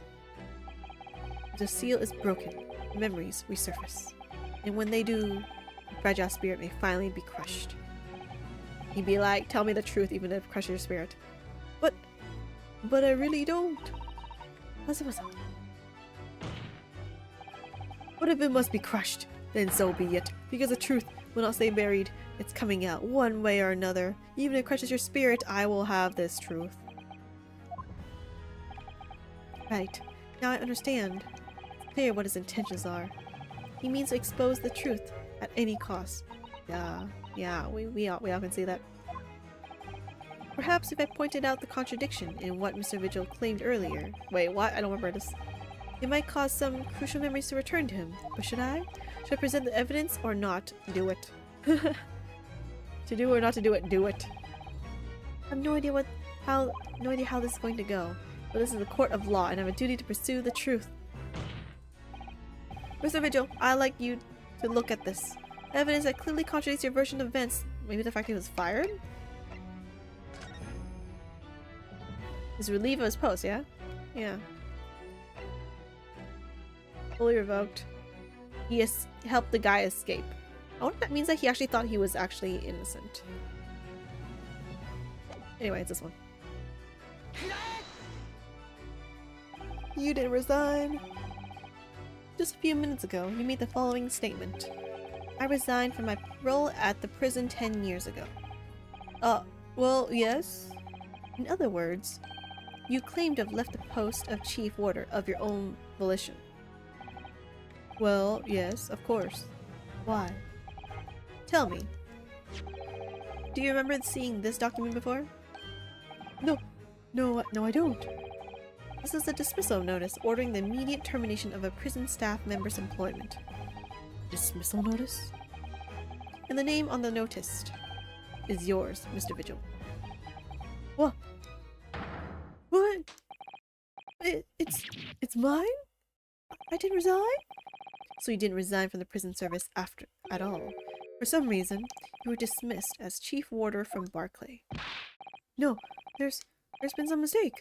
I'm sure. I tendered my resignation. This dismissal notice is nonsense. Oh, isn't it? If you were forcibly dismissed, there must have been good reason. Clearly, you did something. Mr. Vigil, it's time to break the seal and have you remember. For me! Because I want to know the truth. According to the few remaining records, the final execution that you supervised was on 17th June 10 years ago.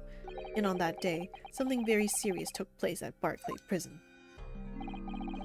The 17th of June. Was that the professor's execution? Professor... As you were the chief warder at the time, it stands to reason. So this BGM's creepy. That you would have been present throughout the proceedings. It does sound familiar. And yet, that execution never took place. The convict, ostensibly executed earlier that day, later re-emerged from his grave. The convict came back to life? In a cemetery in the middle of the night, there was a witness. However, the witness claims that a moment after he saw the convict clambering out of his grave. A gunshot rang out from over his shoulder, and the bullet pierced the professor's chest, killing him instantly. You'd think they could just like check the bullet and everything, but whatever. Those may have been the professor's actual last moments. Yes. Seeing as you were in charge of overseeing executions at the time, you must know the truth about what really happened. It's in your head, somewhere deep down. Well, Chief Warder Daily Vigil, I know there are memories in your head that can explain what happened on 17th June 10 years ago, and now it's time for you to drag them up.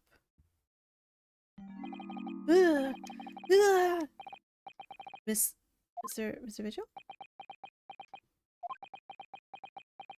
Oh, is he gonna have a personality change?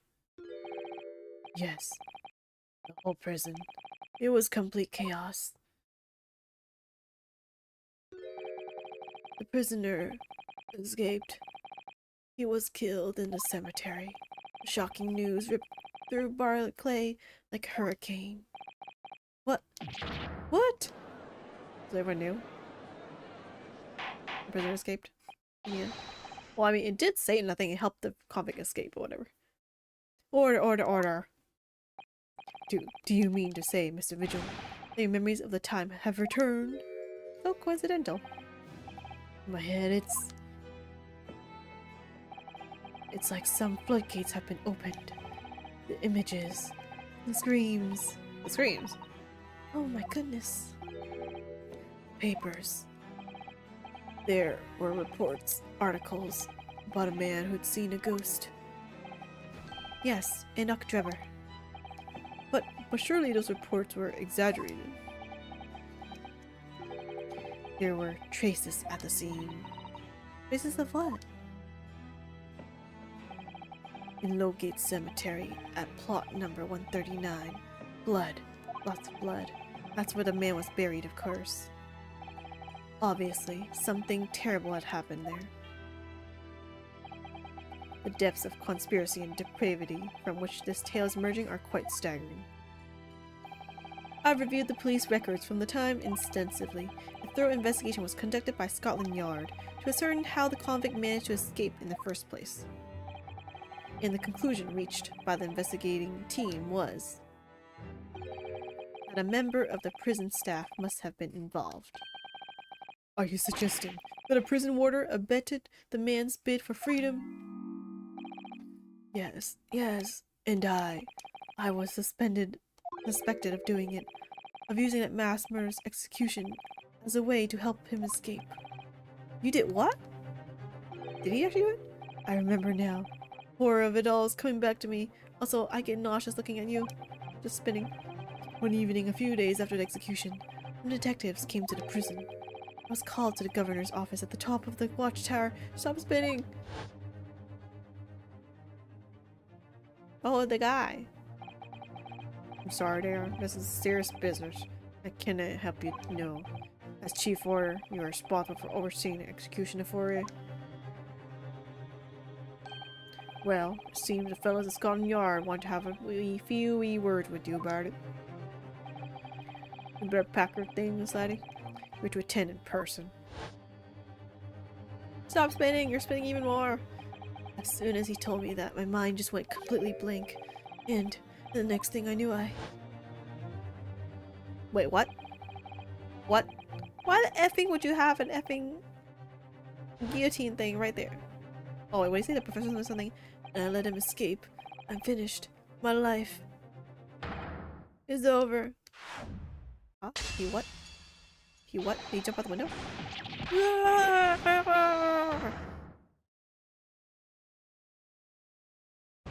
Wait.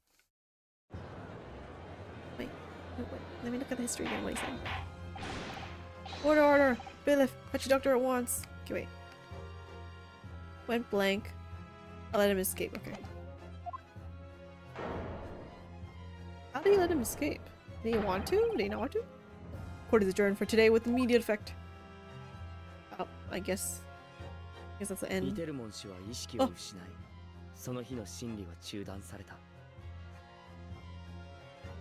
またしても呪いのように浮かび上がる殺人鬼の影。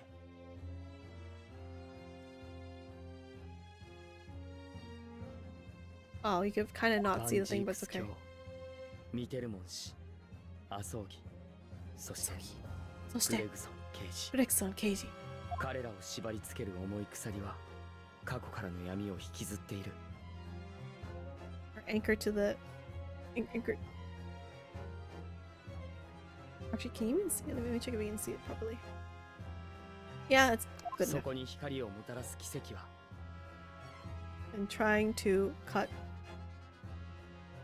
もうそこまで迫っていた。Ah, wait. This trial's gonna end pretty fast. Or no, it can't. They say it takes forever. To be continued. Whoa. Well, that's actually good timing. 4 hours. I finished trial part 2. Now we're going to investigation part 2 for next time. Anyway, the summary and title for today would be Kazuma is dressed in all white, almost as if he's like super innocent and pure, and then he's like, no, I'm finding out this truth, whether I'm gonna have to, what is the word? What's the Yu-Gi-Oh word? Mind crush. Well, if I have to mind crush your mind to get to the truth, will be the title for today. But yep. I don't remember how long it was after his reveal. It'll take off forever. Yeah, that's the title. I have to mind crush you into giving me the truth. Will be the title. After I make a good thumbnail and whatever for this. Ha ha ha. Anyway, I save. And I guess that's all I got time for today. Let me click this. Yes. Dun dun dun dun dun dun dun. Yeah, I guess I'll continue next week. I still want to play Supermarket Simulator. On the other hand, being friends with the Reaper is also fun. He barely showed up today. Barely showed up. I want to play Supermarket Simulator if it's on sale one day. Maybe one day. After I take anti-motion sickness medicine. It looks fun. I still hate how prices are 0.99 or 0.98 though. It's like, why couldn't it be even numbers? So you don't have to do the weird counting. Also, what the heck is the point of quarters? But whatever. But yeah, that's all I have time for today. I'll still do this again next week then. Otherwise, yep, that's all. Yeah, I go make lunch now. Quarters to put in arcade machines. Oh yeah. That or the effing, you know, some coin laundry things, they only take coins and they're all quarters. I'm like, why would you do this? Wait, I'm trying to remember. 50 cent is the thing, right? all I know is the Japanese ones now. I totally forgot about American ones. 50 cents? Why couldn't we say 50 cents? But whatever. 10s, 50s, 1s, and 5s, and 100 make the best sense. Yeah, $1 coin is a thing now I think about it. 50 cents coins exist, but they're much rarer. Huh? Really? I thought. Oh man, I lived in Japan for way too long. I forgot about the coin system in America now. At the very least. I still want to play it. How much is Supermarket? It's 1,500 yen. Oh wait, no, it's not. Wait, what? Wait, I took up Supermarket Simulator and I saw two things. One of them was there's a prologue. What? What is a prologue? Wait, I'm looking at the wrong Supermarket Simulator. Yeah, that's the wrong Supermarket Simulator. It looks like an apocalypse happened. Supermarket. Simulator. What's the other one? Prologue. Oh, there was a prologue version. Wait, I want to play this. I can prologue it to see if I get dizzy. Okay, I'm gonna... Oh, darn it. No, go back. Give me... I'm gonna try it later on Twitch. Hahaha. Because I don't know how long I can play it before I get nauseous. The prologue is a limited version of the full game to stop waiting and jump into running your supermarket already. Don't forget to wishlist the full game to continue your most fun supermarket experience. Okay, I'm gonna try this later today because I want to play. Give me like 2 hours to make lunch and stuff. Okay, I'll be back on Twitch. Anyway, I guess I'll go now. Lunch and then I'll be back. Thanks for watching, and I'm excited for next week to see the mystery. Anyway, good night then. Or good day. See you later. Bye bye.